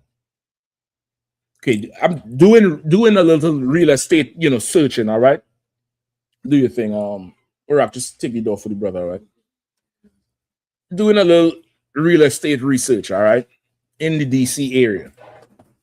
Anybody knows how much is a studio in DC? I'm not talking on the outskirts, southeast, northeast. I'm talking about just DC. $1,850. That's real. That's if you're fortunate. Come on. Like I heard this Edomite saying, this is real affordable. It's only about $3,500. $3,500 is probably a 1-bedroom or 2-bedroom. But a studio, say again? Brother, a studio is about $2,200 in DC proper. Go ahead. I was not too long ago, maybe like 5 months ago, was looking online. Mm-hmm. I saw 3-bedroom, 4-bedroom, stuff like that. Apartments or houses? Apartments? This is apartments. Okay. This is apartments, but it was like $1,800, $1,700, $1,500. But I'm thinking like, damn, I'm like in DC, because I know, what we looking for. I'm like in DC, $1,800, $2,000 for a 4-bedroom, 5-bedroom. I'm gonna say that don't make no sense. Right. I go into the details. This is per person. It's per person. I said, oh no. Nah. Yeah. Now, the per person is 4 white people or 3 white people. How are they able to afford that and still be on U Street or Adams Morgan or Georgetown spending $60 on dinner with friends? Who knows how? Just as you said, we're in their kingdom, but we're not in their kingdom. They are in their kingdom, so their pay is something that we would never, ever Thank see. you, brother. Thank you. There's no amount of extra degrees or hours to make you afford that. They get paid something you will never get paid. That's why now, okay, long ago, salary for a job was public, damn near public. You would see it. Now, the culture is you don't discuss the salary because what they're paying, Jennifer, and you and her working the same thing. That's not what you getting. Your sisters know. Yeah, they say that in concert. So long, that's not what you getting. You not getting that. So you was like, holy fuck, you live where? How much is the rent? Their apartment rent is more than your mortgage are. And they want to meet you for drinks. Where? Who says Salaki? Aradia? Come on, sir. Like if I could, sir. DC doesn't have poor white people, unlike other cities. Mm-hmm. Maybe a little bit after the COVID, you might have seen a couple of them on medians begging for change. The homeless ones, but they don't even count. But there's no such thing. I don't even think them real. Like I think them is CIA operatives are. Them white boys don't look they don't look like they hurt. They don't miss no teeth. That's how I'll check. You go to Baltimore, them crackheads missing teeth. Them white boys who on the media and talking about help a vet. You got better dental than me. Right. Go ahead. No, that was it, sir. That was it. They're not paying them. Go ahead. Salaki, sir. There's no poor white people. There's no poor white people in DC. Yeah, they're not making the same. Right? They in their kingdom, man. We're gonna be in ours, I want them to feel what we feel. I want them to be able to look at us and wonder how we can afford to live there and we have the same job. I want that whole psychological damage. You all ever heard of the model minority? You ever heard of the model minority? Because look it up. When you'll get a chance, go type in General Yahanna model minority. He did a whole documentary on the thing about 3 years ago. And brother, this shit brought me back even to Trinidad because it's damn near the same thing. Just look, give me a definition of the model minority, Bukwash, if you have. The model minority is a stereotype commonly applied to Asian Americans, characterizing them as a polite, law-abiding, high-achieving group. Right? It is a stereotype that they apply to Asian Americans, characterizing them as what? As polite, law-abiding, and high-achieving group that has achieved social economic success through hard work and assimilation. Right? That they work hard and they assimilated into America. And that's what you grew up in school thinking, right? The Asians is what? Good at math, right? Yes, Amo? Often contrast with other minorities. And it's compared to other minorities. How many of you all ever had parents tell you, why can't you be like the Asian and do your work? Or why can't you be like this one? You know what I'm talking about. Brother, Commander Yahanna did the research. I tell you, go look it up. Look it up. I'll probably look for it now and put the link in the chat. The general did the research out. That was a government propaganda to take every civil rights benefit away from black people. The Asians were not smart. They were not hardworking. They were given grants to come over here. They were given extra support. They were pushed over the line academically. And then they start putting so much pressure on them, some of the students started killing themselves. They're not smart. But look up the Bernie Mac clip. I might have just pull the clip, the damn documentary up. There's a clip in Bernie Mac where he went to, you might have to look the documentary up to find the clip because it's hard to find that clip now. Look the documentary up with Commander Yahanna, the model minority. Bernie Mac went to this Asian neighbor's house and he has, the 3 kids, and the little boy talks Spanish, but not fluent. So he says something in Spanish. Then the Chinese girl rattle off a whole thing in Spanish. Then she said, oh, she knows Spanish too. The Asian father say, yeah, she speaks 8 different languages. He look at the boy like, what the fuck is wrong with you? The girl doing something, the other Asian kid doing some other amazing thing. And they looked at him like, what the hell is wrong with you? And it shows you how much pressure the black families put on the black kids because of the image, the illusion that these heathens are smarter and more dedicated and more focused. Why can't you be like them? And so I think about how many thousands, probably millions of our children don't get damaged psychologically because you're looking at this slanty-eyed bastard and you cannot understand how he's acing this test until you just what? You just yield and say, well, hey, show me how to do this. And then what happens does he show you? Does he ever show you how to do it? You realize that he's not smarter than you. Okay, some people do, most people don't. But does the Asian or the heathen ever show you? No. And you thinking, what do you think then when he doesn't show you? What do you think? Something's wrong with me, sir. Something's wrong with you, or what else? You be like, damn, why he can't show me? They're keeping it for themselves. He ain't showing you because he don't fucking know. He's playing the role. He's stupid. You understand how evil this kingdom is, Zach? You thinking Asians is just smart at math. Hidden colors. There was no Asians working for NASA sending them to the moon. It was black women. It was the first computers. What smart Asian you talking about? It's not them. You found the clip, Bukash? No, sir. I'm just look it up. Look up model minority. It's a whole thing with Bernie Mac. Go ahead. Like by me, I always bring this up with the mongoloid word and everything when I'm explaining. I use Asians a lot of times as an example. But one of the examples when I say like you ever seen them drive a car and make a split-second decision? They're horrible at it. I mean, brother, they're horrible at life. They're horrible at life, brother. They don't know what food is like. They don't understand that. And they're not polite and well behaved. They beat the shit out of the women. I mean, beat the brother out. I put up a tape on the DC channel, brother. This nigga was straight volley kicking this bro in the head. And somebody filming. I mean, but this is government propaganda against us.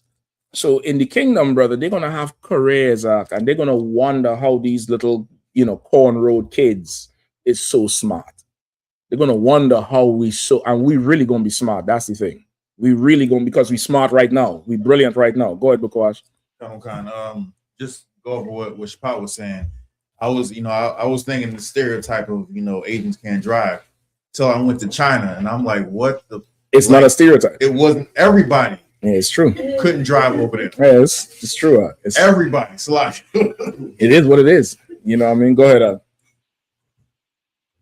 I mean, in the playoff of Exodus 22:16, when it says if a man entice a woman, like speak game to him, over there they got a mean culture where they just kidnap a woman. Oh, well, it ain't just them. It ain't just them. Like the more I watch these documentaries on these heathens, I realize they really hate women, and there's all the societies are homosexual. That's why they beat up women and do all kind of shit. Marriage before was rape. You could just take a woman and force her, and that's yours. Which is why in the Bible, the Hamites took Dinah, which was the sister to the 12 brothers, and raped her. The prince raped her and then came to negotiate after to say, this is my wife. That's the way of the world. Our people is the real romance, even though, of course, I don't want to call it that. But really spitting game to a broad and a sister seducing a man is an Israelite thing. That's an Israelite thing. It's not, even our arranged marriages is not that shit. Even here, like UPK, we'll send her out with the white corsage. This is all on you. In the Bible, remember, after Benjamin done got slaughtered, the tribes came together and said, listen, man, we had to bring Benjamin back. We're going to have a dance or a feast. And we're going to have the eligible sisters come out and they're going to dance. And if these Benjamites could spit game to them, they have wives. Like, it didn't say whoever could take her, knock her over the head and have sex with her. You still had to go up there and do something. And if you could get her, you have her. No, that's fair. But the heathens, they're not like that. They're not like that. Somebody had their hand up? Let's move on to if anything else, if there's any other questions, all right? So. All right, I'll take it. So hold on, Salaki. You had your hand up, You sure? Go ahead, It was one time I was on a bus. This was years ago, like 2009, 2010. And okay, an Asian guy, you know how when you come in front of somebody, y'all both like face to face, but somebody got to move to the side. Yeah. I was getting ready to move to the side, and the old Asian guy, he was like, out of the way. You know what I'm saying? Like, he just said, like, just out of the way. Like rude. Very rude. Rude. Very rude. Yeah. But the propaganda is that they respectful, right? Yeah, we all know hurry up and buy, or howie, because they can't say R. Yeah. In the kingdom, Mark, I'll make every word have R's in it for the Asian community. Yeah. worry, rushed. They can't say R. If you notice, it's howie up and buy. It's not hurry. It's howie up and buy. You get the point? Salaki. I meditate these things, Zaki. I'm Salaki. All right. Go ahead, brother. Quickly. Salaki, sir. When I was in middle school, I had an Asian friend. I think he was Cambodian. His name was Sari. He went to his country and he brought me back a present. Okay. Which was it was a piggy bank, right? But it was a monkey. Yeah. So it's a monkey bank, is it? It's not. I didn't even know until later, as I grew, I realized. Yeah, he played it. Correct. And that's how they are. Like but listen, we are a genuine people. Like, you accept it, not looking at it, because in your eyes, this is your friend. Correct. Brother. No, listen to this. Think about, that's how you was raised. Be nice to everybody, be kind, because we come from a people was nice to us. So we teach our kids to be nice to other people. What is his parents telling him? For him to go buy that and give it to you. They're going to have careers in the kingdom. They're gonna have careers. I want the average lifespan to be 47 for some of these heathens because they're so stressed out trying to meet my standard. I'm gonna mark things wrong that are correct. How many of you all know about that shit? You do a test, you study, and you swear this is right, and then this thing is wrong, and you're like, hold up. No, you didn't carry the one. Remember this rule. That's what the rule says. Come back, see me tomorrow. And they just keep deferring you. And your shit is, you failed, or you get a C or some shit. Yeah, I'm going to gaslight the hell out of them, because they're doing it to us. Go ahead. When I was in Esau's military, I was in a class and we was breaking codes and whatnot. And they gave us, they told us if you can break this code, you tell us what the key is. And if you can prove it, you get the answer right, right? So that was like 80%. If you got the right, code breaker, is 80% of the test, right? So I get the test back, I failed. I'm like, yo, what the hell? And it was like, well, prove that it was this and not this. So I went through the whole steps and proved that I had it right. It was like, well, the answer key says is this, so is not this. Yeah, listen, even them giving you the extra step to prove it or fight it, we so genuine, we actually think we can prove it. The decision is already made. You could bring Christ and the angels down to be a witness that you are right. Nah, that's the oppressor.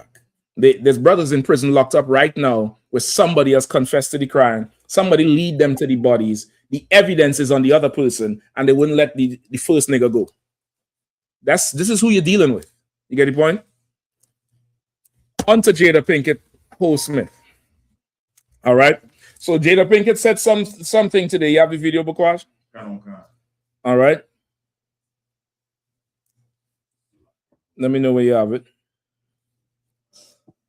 All right. Any other questions, you'll put them in.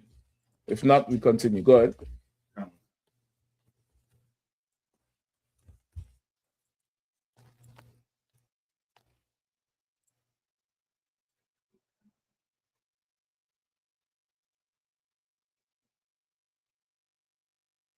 You can't get on YouTube or something? Oh boy. Okay, we'll leave her up on the screen. Try to find another one. Send it to yourself. Just leave her up on the screen. You could zoom in right there. Right. So she said today, could you zoom in? Or could you all see the people online? All right. If not, just leave it right. Yeah, right there is good. That's good. I think that's good. I think this is just a picture, I don't even think this is a video. Is this the video? Okay. Let's get the volume up. So if I gotta look like the adulterous wife to make sure you're good, I'm gonna do it. Y'all. I learned how to love myself and not leave Will on the side of the road. And I hadn't learned how to love Will and not leave myself on the side of the road. Oh, brother, there's more. You gotta find the longer one out.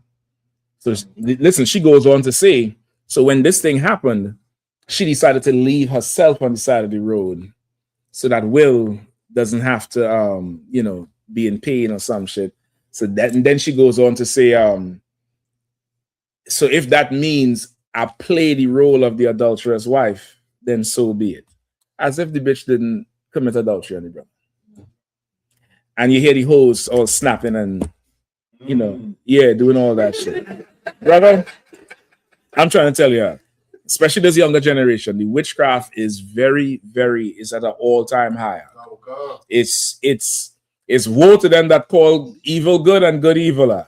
Like it's rough right now because she's gonna spin this, and this could just be some publicity stunt because she ain't getting no traction in Hollywood no more. Nobody don't really like her as much no more. They ain't taking her that damn serious. Will's still getting royalties from his movie, so he gonna be good. But this type of woman, and this is not just for Jada Pinkett, it's in the title because of who she is and what she just said. But this type of woman, brother, you pray that brothers are delivered from. And sisters never, ever aspire to be like Because this is, put up a picture again, please. Because this here is a whore. This is a slut of all sluts, a whore of all whores. This broad is broken from before Will Smith. She's been broken. She's no good. But you wouldn't know it until later on. And that's because Will himself is what? Who knows? Weak. Not strong. You're right. I'll give him a hand. You're paying attention. Will himself is a weak man because he had a woman already and he left her for this slut because he felt he needed to have this slut. He didn't want to stay in that marriage and nourish it continuously and have a lifetime of and perfect it over a lifetime. He wanted this whore, and this whore done, I mean, brother, she done kissed him with the same mouth that August was in. You know what I mean? Like, he done kissed her. Imagine that shit. And August is what, half the age? He's the son's age? Like, a woman like this, brother, you want to pray that brothers get delivered from, never get to have to experience, and make sure sisters never see her in a way that is aspiring or impressive at all. It's shame a whore. What do you have for me up there? All right, let me hear it. Speak my truth. Oh, but I'm also going to protect you. What's that there? Before that. So if I got to... Don't none of you all ever say that them words to me. This is just my truth, sir. Don't never say that shit to me. Never. Ever. I'm going to begin to tilt the floor under your feet like this so you could slide the fuck out of here. This is the home of the truth. Not my truth or your truth or his truth or her truth. This is the truth that we all yield to. What the fuck is your truth? Well, I'm just speaking my truth. Go outside and talk that shit. Go outside and talk. Say that thing there. Because if it's your truth, guess what it's not? It's not the truth. We don't need none of that in here. We've all came from our truth in the world. And my truth was absolutely horrible. It was horrible. And I found the truth and I was like, I'm letting that shit go. This shit it doesn't matter. Keep going on. Like, well, I'm going to have to speak my truth, but I'm also going to protect you. So if I got to look like the adulterous wife. How do you look like the adulterous wife? When you on TV, you see if you could find the other clip or somebody could find it where she said August made her feel things she never felt before. She said that to Will Smith's face and he had to sit there. Brother, I'll wait until she do 6 months, Akio. And I'll call somebody who's reputable and request her. And if that brother tells me no, I know I need to do better or she's not good enough. But that shit, I never want to experience. A wise man told me long ago, there's some things you don't recover from. There's some things, it changes who the fuck you are. And dealing with a stuff like that, it could damage you out. It could damage. Now imagine Will, you'll notice since that Red Table, Will didn't make a blockbuster ever. He make a rap record, which was shit. He makes some slave movie. A slave movie is like a, it's like a free throw. It's going to score. Anybody seen the movie in here? I mean, if you all did, just raise your hand. I just want to show the ratio. There's one person. It's not a big deal if you see it or not. Yeah, he made some record, and it's horrible. Because that thing destroyed him, Mark. Everybody heard his wife talk about how good another man felt. Brother, I can't even, it's hurting me just to even talk about this shit. God damn, Will. It's rough. Keep going. To make sure you're good, I'm going to do it. Yeah. So, and that wasn't the case. but I wanted him to What does be it say in the okay. back? I am, you are, we are what? Worthy. I think the H needs to be in front of the W. Yeah, this is a whore convention she's talking to here. Keep going. That's it? What more? Now, also in that moment, two things. As I'm moving forward, I'm also moving backwards. Because of what I realized at that moment, I got in my martyrdom bag. And what that is for me is, I hadn't quite learned how to love myself and not leave Will on the side of the road. And I hadn't learned how to love Will and not leave myself on the side of the road. I feel great. Okay, I got my new boo in the picture. Oh yeah, I guess that's the end of the clip. There's no more of it, right? Salaki, sir, if I could. Go ahead, up. Every time that she goes viral or make her little fake comeback with her fake deep speech, she always dogging Will Smith. It's never not one time that she just don't do this. Because he's weak. Predicated on her. Yeah, he's weak. He's a weak man.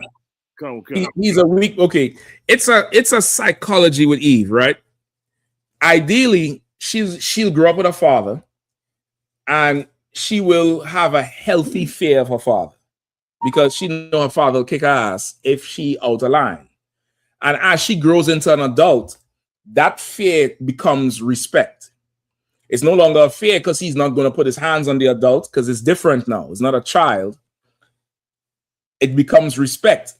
And then that father gives her over to a man who takes his place. And he has to be the type of man to command that type of fear/respect. Where she could be angry, but this is her father. Or that's daddy. She'll hold her tongue or whatever. That bitch don't look at Will like that. She looks at him as a chump, which he is. You get the point? Like it's down there. She wants to know that she had to be in a position where, I ain't gonna do it. I don't know what the fuck he'll do. It's like that. Like her mind is gonna wonder what you'll do. You mightn't do nothing. And in some cases, brother, that's worse than doing something. You understand? You might be the type of brother that's come in and you did what? Okay. And you don't say nothing. And she'll do what after a while? What will she do? Say something. You're not talking to me. I don't know. I'm going crazy. Even that's a punishment. You get the point? But she has to have that type of, I can't go too far with this nigga here because, and it's reciprocated. I have to control myself with this sister here because like it has to be like that. It's not like that with her. You get the point? Go ahead. Like what I mean. And it's serious because didn't her daughter write a letter talking to Tupac or something like that, talking about how much her mother cried about Tupac, and like this is her father, you know what I mean? She undermining her father. I forgot who the letter was addressed to. Yeah, I know what you're talking about. But you remember the daughter was 13 or 14 years old with a grown man in her bed. There's a picture of them on the internet. And he topless and she on him. The whole family is broken. And that's what happens when you marry a whore. When you get married to somebody, just understand this. For brothers and sisters, you're not marrying the person. You're marrying everything that comes with them. You're marrying her mother and her father. You're marrying his mother and his father and his crazy brothers and everything. Everything. You're marrying their current health situation. You're marrying the diabetes nobody know they have. You're marrying the mental disorder that is going to deteriorate with age. This is something they have. It's clinical. They have it. They don't know they have it yet, but it's going to deteriorate with age. And by the time they, 20, 30 years past, you are going to have to be their caregiver. You're marrying all of that. But if your mind is just on, sex for the next 3 months so you could post pretty pictures, you're a dummy. You get the point? Will didn't consider she was a whore when he got her. He didn't consider that thing. He wanted to have a woman. What do brothers in the world want to have in that woman? I'll get to you for time's sake. A woman that every man wants. That's dangerous. Sir. If that's what drives you in deciding a woman, oh, she a bad broad, I know I'm gonna kill him with her. You probably should stay far away from somebody's daughter. You should stay far away. If the thought of other men come into your mind as you consider her, call for counsel. Even if it's when they see her, they'll think I'm the man. Even if it's that, just call for counsel and say, Salaki, so I like this sister here, but in my head, I just know I'll be the man because when the men see her, okay. So what is it about these men that drives you? This might be something. Typically, most brothers, they get a woman and she's a best kept secret. She's like a concealed carry weapon. Nobody can see her. Nobody don't have access to her and all of that type of shit. You get the point? None of all of that. Nah, she's not for everybody. She's for me.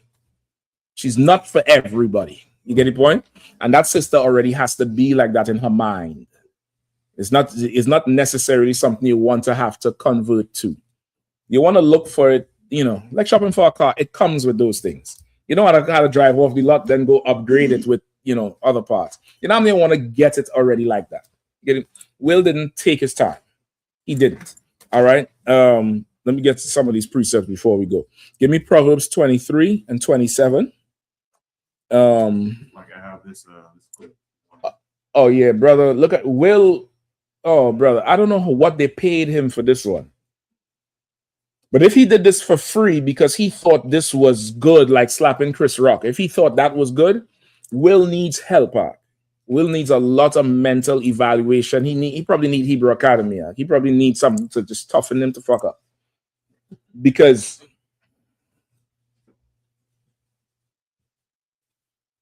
I don't want to say what I want to say, but she deserved it. That's if it happened, she deserved it. Go ahead, Salaki, sir. As you were talking, and I heard you say, she said he made her feel some way that I believe that Will is he goes both ways, and I think he told her that, and in return, she's doing this. Well, okay, this is the thing about a whore and a woman.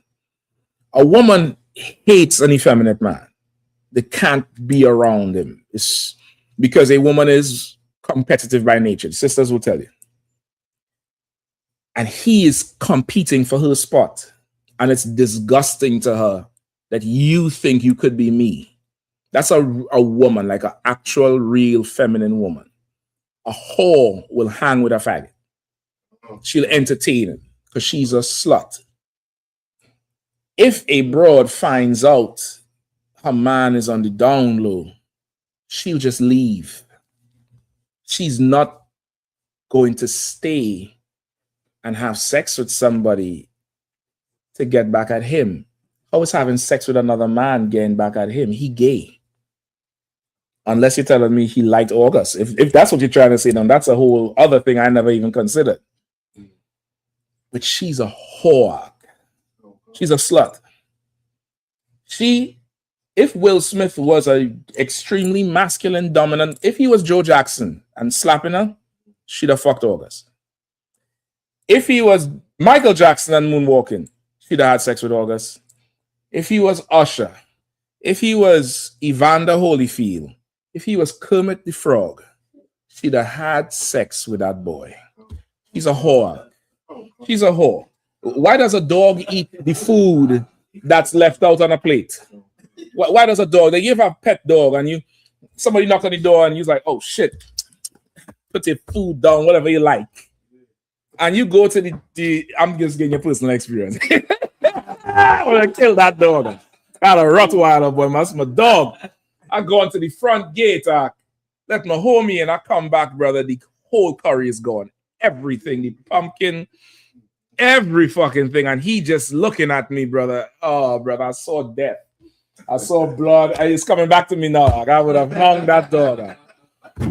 Yeah, I would have, brother. I would have hung him. I'd have hung him, Mark. I would have hung him. If that homie wasn't there, brother. Oh my God, I don't know what would have stopped me. I don't know what would have stopped me. But that dog is going to eat whatever's on that plate. He a dog. He licks his ass in him. You understand what I'm saying? He'll put his leg up and lick his ass. What make you think he ain't gonna eat good food on the plate? She's a whore. There's nothing that makes her do it. That's who she is. You eat because you're hungry, right? Not because, you know, somebody treated you bad or this person treated me bad.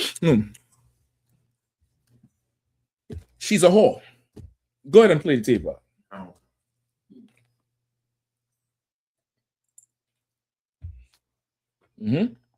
Think you need to say clearly what happened.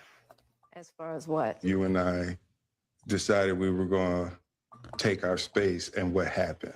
Yeah, and then I got into an entanglement with August. That's what I said. And even though she say August, yeah. Even though she say August, Doc, if a woman is comfortable calling another man name around you, just understand what's going on. She didn't say with him. That would have been a sign that she is remorseful.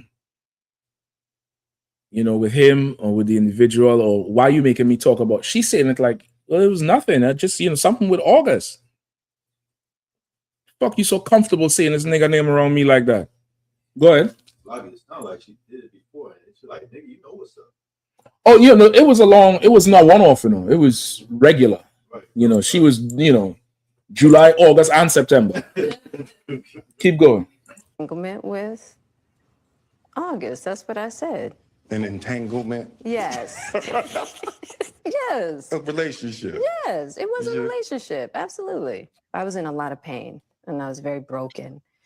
Now, in the process of that relationship, I definitely realized that you can't find happiness outside of yourself. Mm-hmm. You found a penis. You can't find happiness, but you found a penis outside yourself. You slut. Keep going. So I'm in the Jada position right now. So you know, you during that time launched into an interaction with August. What do you feel like you were looking for? I just wanted to feel good. It had been so long since I felt good. Brother, play that last part again. Let's play that last part again. It had been so no, before. Feel like right there. You were looking. I'll tell you when to pause. Keep the mouth I ready. just wanted to feel good. Just pull it back a little bit. To feel good. Pull it back a little bit more, a little bit more, a little bit more, a little bit more. Yeah, right there. Just wanted to feel good. Okay, pull it back. Just wanted to. You see that look up? Pull it back again now. Pull it back some more. Go pull the cursor back. So I'll tell you when to stop. All right, go ahead. I just wanted. Stop. See that? What's she looking for? Brother, even talking about this nigga, she has to take her mind somewhere else. Like, she's like, I just wanted to feel, and she's not reminiscing on the feel good. And she's saying this to him, and he's taking it. It's rough. Come on, Shapat. Like if I may, it wouldn't have surprised me if she just took his testes out on, just put them on the table. Right then, there, just cut them off. Might as well, right? You might as well. Might as well. Right then and there. I don't know what he need them for. I hadn't felt like that in so long. Yeah, that's rough. This is Will Smith. This is the premier actor in Hollywood after maybe Denzel. This is, I mean, he could probably rival Denzel when you think about box office hits. This is, you know, $100 million video man, movie man. No. Go ahead, keep playing now. Come on, quickly. Like he really the definition of that first movie he volunteered to do. That 6 degrees of separation. He is really he's a weak man. separating. He's an absolute weak man, and he played a whole sodomite in that one. You know what I mean? Go ahead. To feel good. It had been so long. That there again. Feel good. When she says stop. It had been so long. There. Stop. Just keep it right there. The first one, I needed to feel good. She looks up because she needed to feel good. Then the next time, it's been so long. I don't know if she's talking about time or she's talking about August. But she's talking about something very long that she liked. Like she closed her eyes and looked down like, boy, when I tell you this drink, think about it. But I tell you, bro, you see this girl, she's bad. She is in pleasure with this young cat and he has to take it. He has to take it out. Let me get Proverbs 23 and 27. Somebody out there? Emotional Go ahead, damage. Go ahead, man. Give him the mic, please. She was enjoying telling him. Say it again, huh? It looks like she was enjoying rubbing it in. Of course she was, Of course she was. Because the demon in her wants to destroy him. The demon that's in a whore wants to destroy a man. You understand? And there's a demon in you that recognizes the demon in a whore. That's why you'll find each other. Out of everybody, how the hell she find you? Out of everybody, she can find another brother? There's something in you that her demon is compatible with. If you find each other like a plug and a socket, you'll find each other. He likes whores, she's a whore. Done deal. You're going to find each other. Always. Give me Proverbs 23 and 27 quickly. Proverbs. No sweat. Go ahead, up. Proverbs chapter 23, verse 27. For a whore is a deep ditch. Say it again. For a whore is a deep ditch. Say it one more time. For a whore is a deep ditch. Go ahead. And a strange woman is a narrow pit. And a strange woman is a narrow pit. What's a deep ditch? A ditch is like a hole in the ground that's muddy. And it's just a big hole that's there. And it's deep. But a whore is a deep ditch. This is perfect. Give me that whore on the screen now. Keep that bitch up there. She is a deep ditch because till this day, Will Smith is not the man he was before. You understand? People respect OJ more than Will Smith. Feel that. You get the point?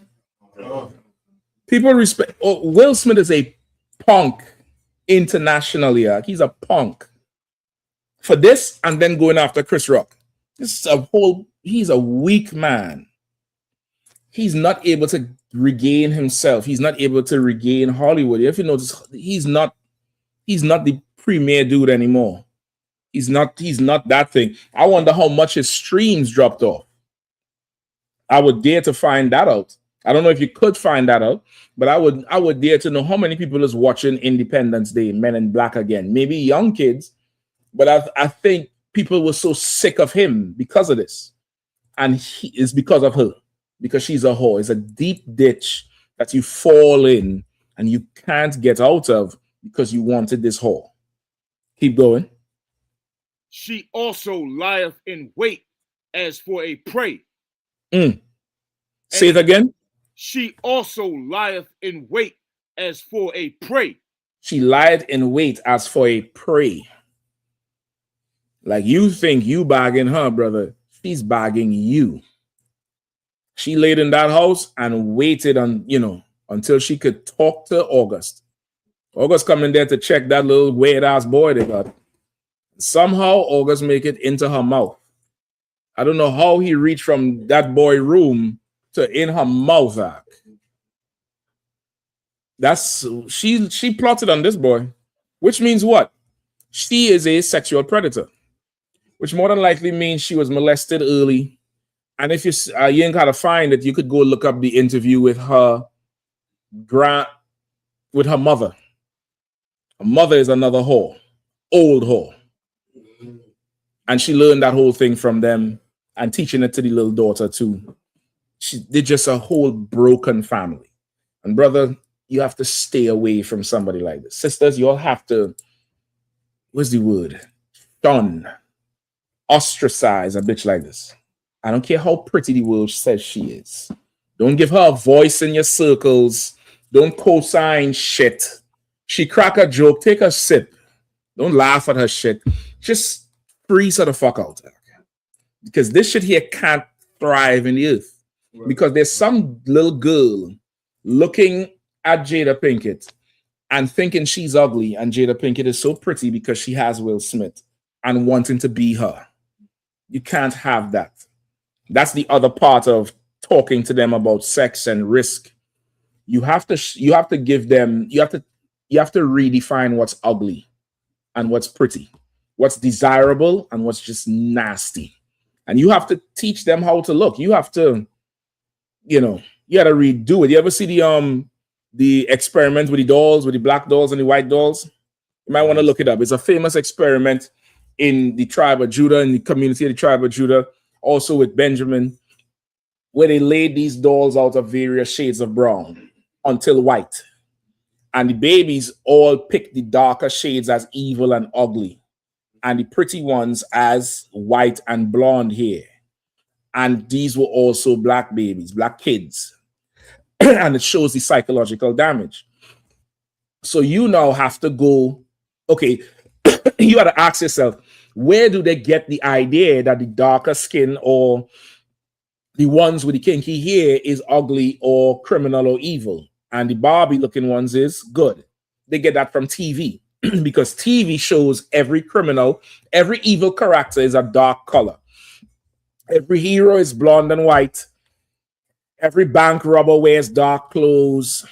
They're programming. So you now have to reprogram them. You have to teach them now that this is ugly Barbie. They'll be like, why is it ugly? You see that blonde dog hair? Look at your hair. Look how nice and oily. And you got to reprogram them and make them see what you see. You have to do it, because if you don't do it, they don't see what they see. They see what TV tells them. You get the point?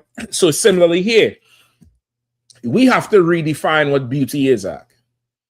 And beauty is, it's in the Apocrypha. We'll teach you what beauty is in a second. But this is not beauty. And he is not masculine. You understand? Keep reading. And increaseth the transgressors amongst them. Read it one more time. Read it one more time from the top. It's Proverbs chapter 23, verse 28. She also lieth in wait as for a prey, and increaseth the transgressors among men. And she increaseth the transgressions among men. I don't know if Will put hands on August or August put hands on Will, but it could have went there. But he did put hands on Chris Rock, and he didn't fuck Jada. He should have. He probably still could. She opened for business. But a woman like this will increase transgressions among men because she having sex with everybody. Everybody. Cardi B having sex with Offset, the football player. Then she went from the football player to somebody else and now back to the football player. Right or wrong? Am I wrong? I ain't lying, right? And that's who we know about. Before Tory Lanez had that incident with Megan Thee Stallion, how many of you all knew Megan Thee Stallion was having sex with so much people? Everybody thought, Megan was just this young, halfway gangster female rapper. What's going on now? I have the doll thing. Okay, no sweat. Just keep the volume down for me, all right? Everybody thought she was this, halfway gangster rapper from Houston and relatively clean. Brother, that Tory Lanez thing came out, brother, and the list was short of who she wasn't fucking. Like, brother, this brother was having sex with everybody, Ak. Everybody. Like, you have to discourage people from, you have to discourage them from that thing. You got to teach them what it is. This, was he bro? The light-skinned one, she be hanging out with that Taylor Swift girl. I forget her name. She was a singer, a rapper. Something red. I.S.U.P.K. I'm saying red. Salah. I forget. Too much of them. I remember having to tell my daughters that I.S.U.P.K. was trash. And I could see the struggle because she had music. And I had to pull up a video of her on stage with her ass out. I say, what do you think about how she's dressed? Say she shouldn't dress like that. I say, why? Because your body is special. And you know, they're giving me back the answers, but they can't correlate it because the programming is so hard. So you have to show it to them. Once they saw the video, they realized she was trash. There's no more really fantasy with Ice. When I say fantasy, I mean they're listening to music and enjoying it with I.S.U.P.K. You get the point? You damn near have to show it to them. You can't be angry with them because it's multi-million dollars behind the radio. They're going to get influence. You can't flip on them for being influenced because to them, it's just music. This is a singer. They don't see what you see. So when they see it, now you got to go to war and break it down and show them what's what. Go ahead, Shapak. I mean, it was a more local. It was a recent double unaliving. Where they kept playing on the news with 2 Metro workers. Oh, I forget about that. And but they weren't telling everybody, which we all know is it was over a woman. They said it on the news though. Oh, they did say they did say it on the news. When it first happened, they just said this was a targeted thing, and they didn't know they knew each other. Then they said, okay, they knew each other. Then they said it appears to be over a woman. Because one of them, I think he shot the other one, then killed himself, right?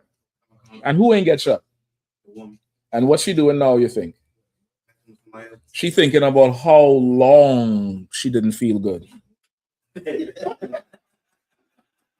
See, that's what she said. She said how long. And she looked down, eh? The longing up, like how feeling good was up. Because when she feel good is up, the eyes rolling back. But the long, she increased the transgression of moment. Now, listen, it's laughable now, but a brother who's in it, it's painful. He don't have a soul, he don't have a spirit, because he done tied his spirit to the slaughter. And it's rough to listen to that and watch somebody else, and who knows what that Metro worker find out. He probably find, in the age of the phone, people record themselves. What if he found that broad with this nigga on the phone? I learned very young, don't be the man that has to see it going in. This is for the brothers. Don't be the man that has to see it going in. There's no difference between thinking she's a whore and knowing. There's literally no difference. The stress you're under, the anxiety, the suspicion, it's the same. So why, if the signs are there, brothers, call for counsel and get told what to do. But don't be the brother that, nah, and you have to see it. You may not recover from seeing it. You may not recover. You might hear her make songs you never heard her make before. Like, I'm sure Will never heard "You Make Me Feel So Good" and Look Up. You understand? Don't be that person. Just leave the whores. Come in here and get a sister in here, brother. Come in here. Listen, if she have whore in her, she ain't gonna survive her. You might see her 2-3 classes and you'll be, whatever happened to that sister? You'll be like, who? They gotta go back and scroll about 30 times to find some picture where the bitch somewhere sneaking in between 2 righteous sisters. And I'll have to convince myself, Mashak, don't tell them to delete the picture. Don't tell them to delete the picture. And I'll find a way to get rid of the picture any fucking way, because I don't want no memory or no slut around. You get the point? But you don't want to have that, brother. You just come in here, be strong, be disciplined, and wait. The Lord will deliver you something that's made of gold. Just take your time. Leave the trash at the side of the road. Remember, she said it. She said, it's interesting how bitches made for the streets. And said she's for the streets? No, she's saying she's at the side of the road. That's interesting, huh? She said I had to leave myself at the side of the road. She's for the streets. That's it. That's for the streets. Make sure you don't get one of those. Let me get some more. Where we at? 27, 28? 29, sir. No, I think we don't need 29. Give me Ecclesiasticus in the Apocrypha. All right. Give me Ecclesiasticus in the Apocrypha. Shapati Yahanna?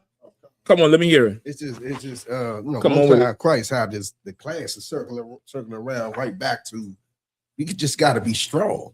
from the question he asked to the you know, the title of the class. Oh yeah, listen, strength is everything. I'm trying to tell you, bro, because a bro that is a whore, you got to remember what's feeding her is the attention. Even it's like a drug to her, and she's bringing her A game to get the drug. Just like if you was trying to get food, or you have a favorite food spot, you'll drive 10, 15 miles for. You'll burn more gas than if you just stayed home and cook. But this food is so good, you're going to get it. When she comes for you, she done checked all angles. She see the type of woman you're with or the woman you like. And she done check your temperature to see what you really like. She's going to become that thing. She's going to be right there. And it's going to be the time where you really need the attention. She's going to be there. And if you're not strong, brother, you're going to marry a whore. And when I say marry, I mean have sex. I'm using the word marry because people don't think sex is marriage. But if you're not strong, you're going to marry a whore. You're going to marry everybody's woman. You're gonna go into a woman that somebody else was in less than 24 hours ago. That's what you have to have in your head. You get the point? Just come up in here and get something that nobody touched her. Just get something that's brand new. Nobody ever touched her. Nobody's seen her. Nobody's seen this broad. Hold on. Right? You come up in here and you get a bro that nobody has access to. And you do your time because it took time to build her. It took time. What you getting, you're not getting all the traumas and the problems she's had before. That's done been dealt with. So why not just wait? Just wait and do it the right way. Or you could be a topic like Will. But the whore, if it's one thing a whore gonna do, she's gonna turn the phone on and talk about you. Talk about you and show the screenshots and talk about how you like things in your ass. You know what I'm talking about? You know what I'm talking about, right?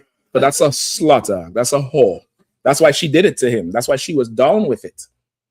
Some sister here is like, they gonna look at you like, so you want? Okay. And call. Go ahead. Okay, there's a question online. Come on.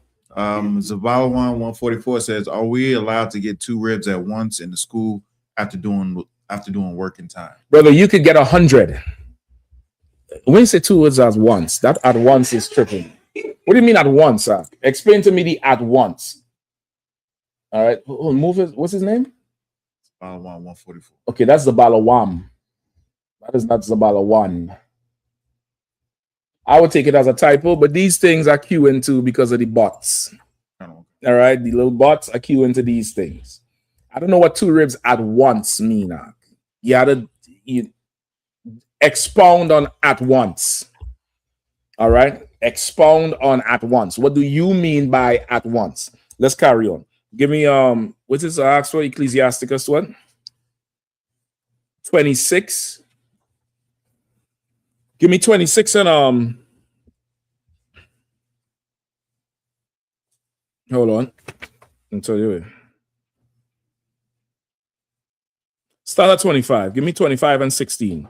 Real quick. Somebody read it through real quick. Come on, the book of Ecclesiasticus, chapter 26, verse 25. 25 and 16. Come on, and 16. Mm-hmm. Come on, sir. Verse 16. As the sun. Give me Ecclesiasticus 25 and 16. Oh, 25 and 16. Salaki, sir. 25 and 16. Come on, sir. Book of Ecclesiasticus, chapter 25, verse 16. I had rather dwell with a lion and a dragon than to keep house with a wicked woman. That's why he went to attack Chris Rock. Because that to him made more sense than dealing with this whore. Keep my wife's name out your mouth. You should have kept August out her mouth. Get the point? That's what you should have did. Keep going. Okay. The wickedness of a woman changes her face and darkeneth her countenance like sackcloth. Now understand this, Akim. I remember Commander Yahanna said this years ago. I was a young officer and I laughed.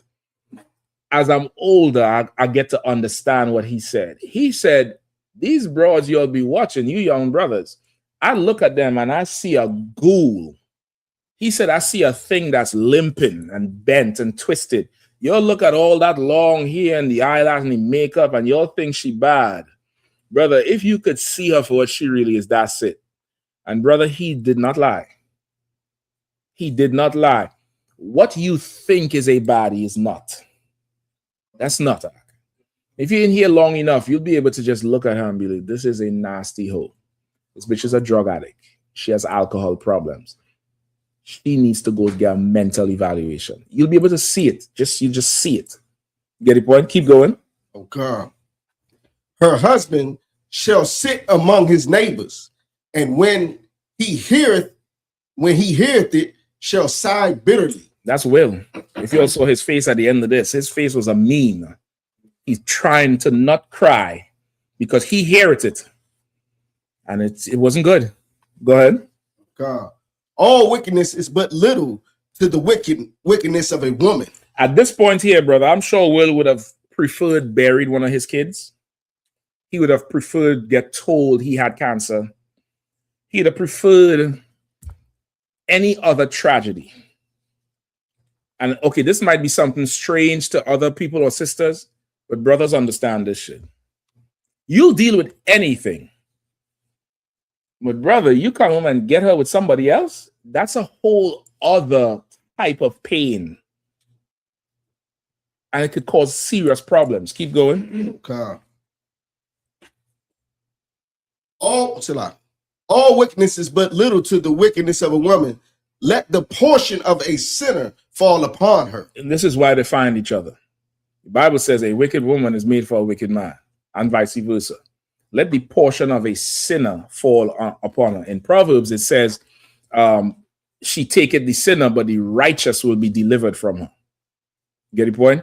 She done took Will out, and Will can't recover.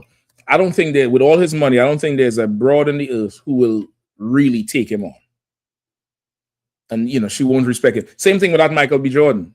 That whore he got with her took him to the cleaners out in the spirit. Like, how you going to go after a woman that had sex with P. Diddy and his son? In whatever order you want. Because in that house, it's whatever. You understand? Keep going. Let me see where we at. Oh, go ahead. Son. Yep. As the climbing up a sandy way is to the feet of the age. So is a wife full of words to a quiet man. Right? Like an old man climbing up a sandy hill, like a beach. You know, when you get older, a man's power and will is gone. So to climb up that sandy way it's hard to move in sand anyhow. To climb up that thing is difficult. So is a woman with much words for a quiet man. Hearing that shit out, that's why he couldn't say nothing back. He just had to sit there and take that shit. Go ahead. There's a question on this, sir. The previous verse, 90s best era says, what is it? What does the changes her face mean in that verse? Does it mean she's bipolar? It could mean that. It could mean if you're not full of lust, you will see that what you think is beauty is a slut. Cardi B, Megan Thee Stallion, Jada Pinkett. What you think is beauty is not beauty. That is not beauty. That's a whore's seduction. Go ahead. I made two different instances. Hold on. And this too. She doesn't look feminine. She looks aggressive. She looks like a bad bitch, a boss bitch. Beyonce had an alter ego called what? Sasha Fierce. You get the point? Why you want a broad who fierce? For what? To do what? Who she fierce for? And the fierceness looks like any transgender who dresses up. Look at any bad bitch Look at the one from Orange is the New Black. There's a picture with her standing next to Beyonce. You think it's her sister. And that's a man she's standing next to. If when you get dressed up, a man can look like you failed. You failed the assignment. Something's wrong. You get the point? I need to stop, man. I need to stop, brother. Go ahead, Shabbat, quickly. I mean, you know what I'm saying? Even in the world, I had a song where I wrote where I said a woman only looks as good as what comes out of her mouth. And I remember telling the sister before, you know, saying being smart makes you look better. It definitely does, brother. It definitely does. That's what makes her beautiful, brother. Just like what came out of her mouth made her ugly. Even though her face still looked the same from Set It Off or whatever, everybody loved Jada Pinkett. What she says, oh, this is a ugly whore. She's a nasty thing. You get the point? What your standard of beauty is has to change. I think this is about the one he answered it. What he said? It says, what I meant, can I get two wives at the same time, or does it have to be separate time? Oh, okay. I'm assuming this is what you mean, just to be sure. You mean that can you marry two women in the same period of time? Like, meaning you don't have to get one now and wait a year to get another one? I'm assuming that's what he means. And brother, if 10 of them want to marry you in one day, and you strong enough, and you have the dowry, and you could get 10 consents from her camp leader or the general, Lord be with you, go strong, go long, and don't go wrong. You get the point? You understand? If that's what you mean. You get the point? If that's what you mean. Now, I wouldn't advise it, brother. I wouldn't advise it. They're very complicated creatures. They might plot on you. They might plot on you. You might end up in a trunk. Yeah, I mean, left at the Blue Lagoon. But that's on you. But yeah, no, you don't. That's not. It's like you don't have to wait to have children. You know what I mean? You could have children as much as you want. You just have to have wisdom to deal with it all. But you don't have to wait. It's not that you can't be with each other at the same time. Once that's clear, right? Let me get the last few. Let's go. Oh, Carson. Stumble not at the beauty of a woman, and desire her not for pleasure. Say that again. Stumble not at the beauty of a woman, and desire her not for pleasure. That's what the Bible says. Don't stumble at her beauty. Don't let that be the thing you get lost in. You know why? Who knows why you shouldn't stumble at her beauty? Fades. Well, just like your strength will fade, physical strength, I mean, because that's what she's looking at you for. She's looking at your shoulders, your biceps, your vein in your neck. See how big that is to compare it to something that makes sense in her mind. I don't know, but that will fade too. Okay, you're not looking at her beauty because this is the 12 tribes of Israel. There is a lot. There's a whole ton of badass broads. You're going to be like, oh, she pretty. And one walk past. Oh, shit. And the next one walk past. If that's what you're into, you could never zero in. There's something that separates one from the other. That's what the Bible says. Yet one daughter is better than another. They're all going to be bad. You get the point? So you can't stumble at her beauty. You could stumble at her character, her reputation. You get the point? What she does, what she says out her mouth. You could stumble at that. But if you stumble at her beauty, you'll be Donald Trump. I'm sure he never heard Melania talk until, when she said, I'm pregnant. That's probably the first time he heard her talk. He's like, shit, you can talk English? Jeffrey, I thought she said she couldn't talk English. You get the point? You end up with a woman who you could go on the internet now and see her whole vagina. You could go see everything. John Muhammad said he looked it in the eye. You get the point? You can't stumble at her beauty and desire her not for pleasure. What does that mean? Desire her not for pleasure. What does that mean? Your brother's supposed to be giving me answers, else I'm going to be looking at you all funny. Go ahead. Shabbat, you had your hand up or you put it down? No, I mean, go ahead. Who are the Izan? Come on, quickly. Just desire her not for pleasure. don't just desire for sex. That's it. You can't look at her as just like, oh, I'm gonna just have sex with her. I'm gonna just tear her up. I just, the sex is gonna be over. What are you gonna do after? What are you gonna do after you done had her for a few times? What are you gonna do then? You can't just desire her for pleasure. It's a strategic move. It's like a business and you're expanding the business. I'm going to put investment. How long before I recoup my investment? Could this investment make me profitable beyond that time? If you're not thinking like that, brother, you shouldn't even bother with it. Shouldn't even bother with it. Don't desire her just for pleasure. All right, let's skip. This whole chapter is really good. Give me what's the other one? 26 and 15, 14. Let's start at 9. Now start at 8 quickly. Who have it? Somebody else can grab it if you need to. Quickly. 26 and 8. Come on, sir. Verse chapter 26, verse 8. A drunken woman and a gatherer abroad causeth great anger. Yeah, I mean, a drunken woman and a gatherer abroad. A gatherer abroad is a woman who what? She like to just hop on a plane. Or she say, I catch flights, I don't catch feelings. Yeah, I know you're a slut. I know it. I know your STD screen is not good. I already know that. Things that come out your mouth let me know exactly what I need to know about you. You understand? A woman that is a drunkard and gatherer abroad causeth great anger. Go ahead. And she will not cover her own shame. Like she said, if I just had to play the adulterous wife to help him out, well, shit. I'll just have sex with whoever. I just play that for him. I just did that for Will. She wouldn't even cover her own shame. She's supposed to deactivate her Instagram and never be seen again.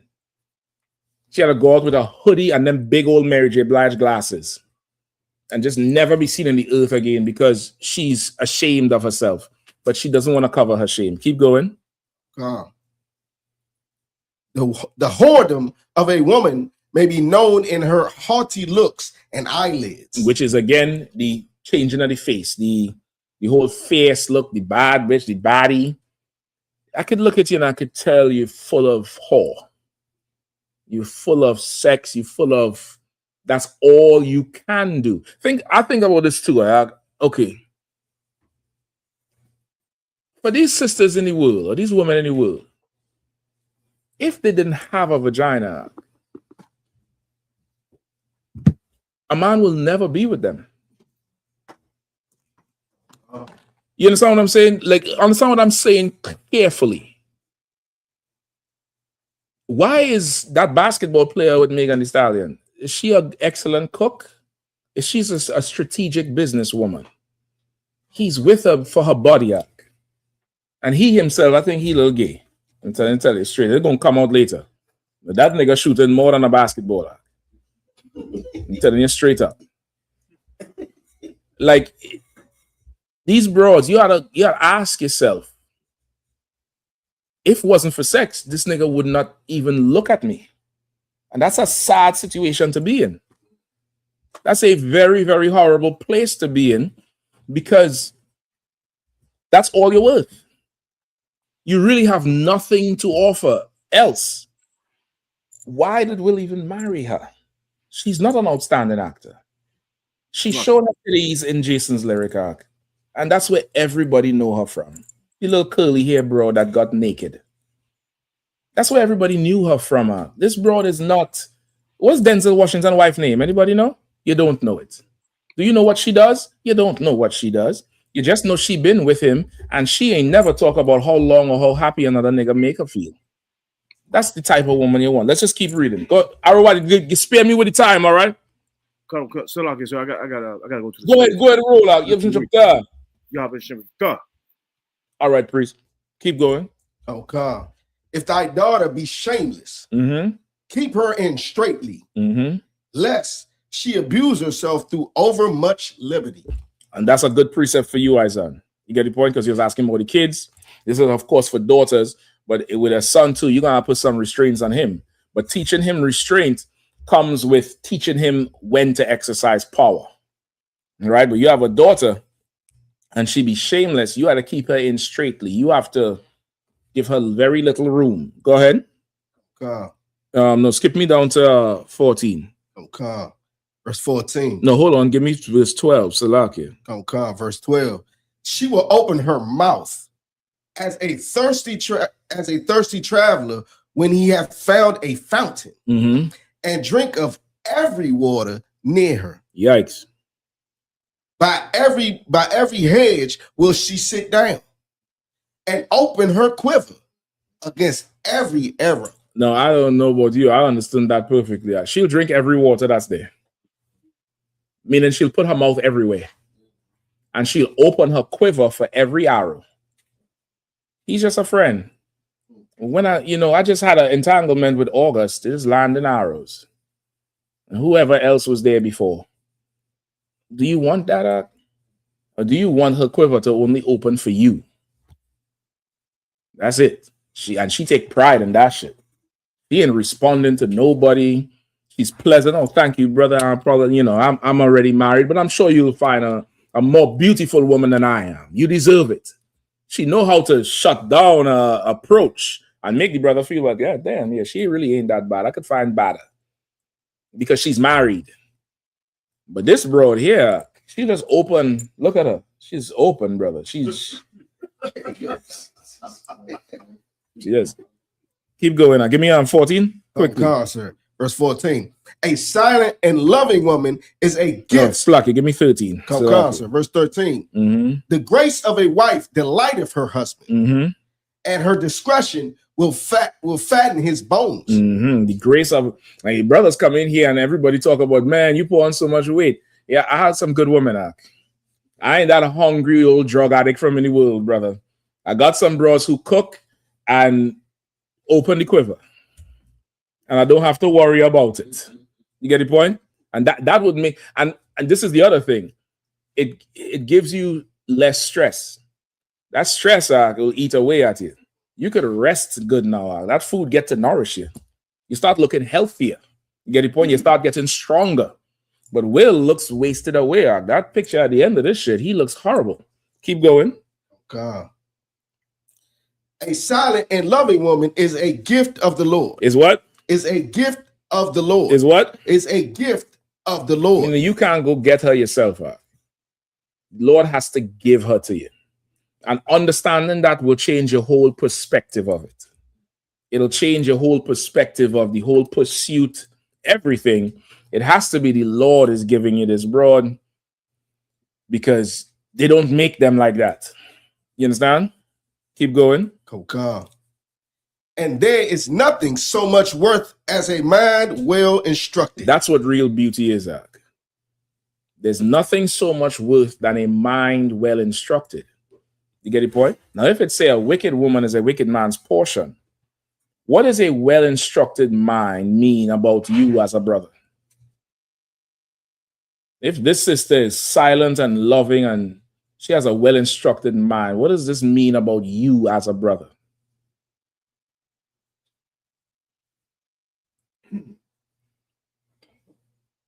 You're also under obedience and order and decency. Give him a hand. Give him a hand. I got that counsel very young, brother. And General always told me, brother, you see this happening in the household. She's bucking against him. Sometimes it's just her.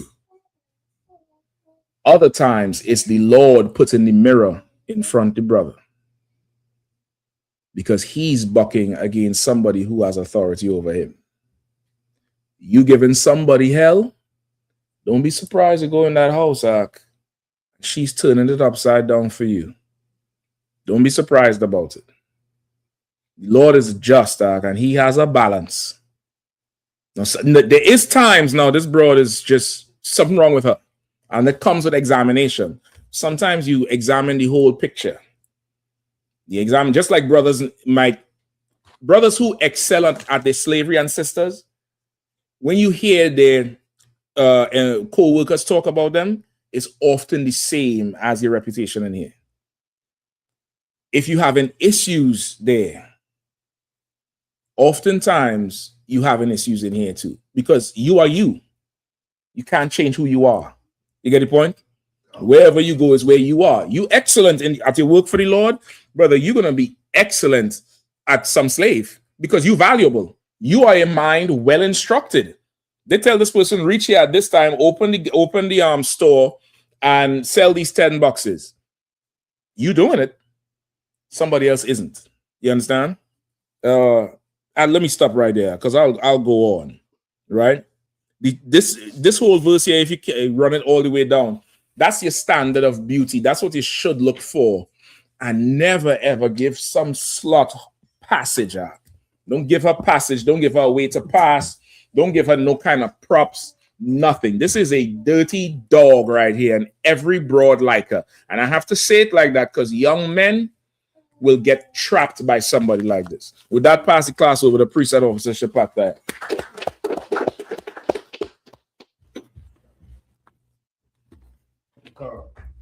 I.S.U.P.K security announcements. We at I.S.U.P.K out of 1 West 125th Street, Harlem, New York, under Commander General Yahanna. Rules for new brothers and sisters. The new brother or sister comes into the school, they are all famous for 6 months. They are to be saluted. They are to be saluted only. They're here to share themselves with the world. After 6 months, if a brother or sister has an interest in a particular person, he or she must get permission from the head to speak to a brother or sister. There's another 6 months in which the brother and sister will court each other. After the 6 month period, brother or sister will get permission from the head to marry. Tithe, which is a commandment. You'll find this in the book of Numbers, chapter 18, verse 21, in the book of Malachi, chapter 3, verse 8 through 10. Means 10th in Hebrew and it's pronounced ma'aishu. 10% of every penny of any increase the Lord gives you, get it to the Treasury Department or teacher. Priest fund, free will offering for priests, not mandatory, whatsoever amount you would like to give. Upcoming Holy Convocation. Feast of First Fruits starts after the Sabbath, a Feast of Unleavened Bread, sundown. Sunday, April the 12th, 2026, count 50 days, celebrate the 50th day. Sunday, May the 31st, 2026, start before sundown. You can find this in the book of Leviticus, chapter 23, verse 10 through 22. Salak, so you want to add anything else? I'm good to go. Okay, sir. Remind Occupant Aquatin to check on social media, such as I.S.U.P.K.com, Facebook, Twitter, YouTube, and so on, for I.S.U.P.K events and materials. If a brother wants to be a trooper in the school, you should start wearing all black, which includes black boots, black shirts, black pants, black headband, and scarf. And with that, I say I like it, which means to stand.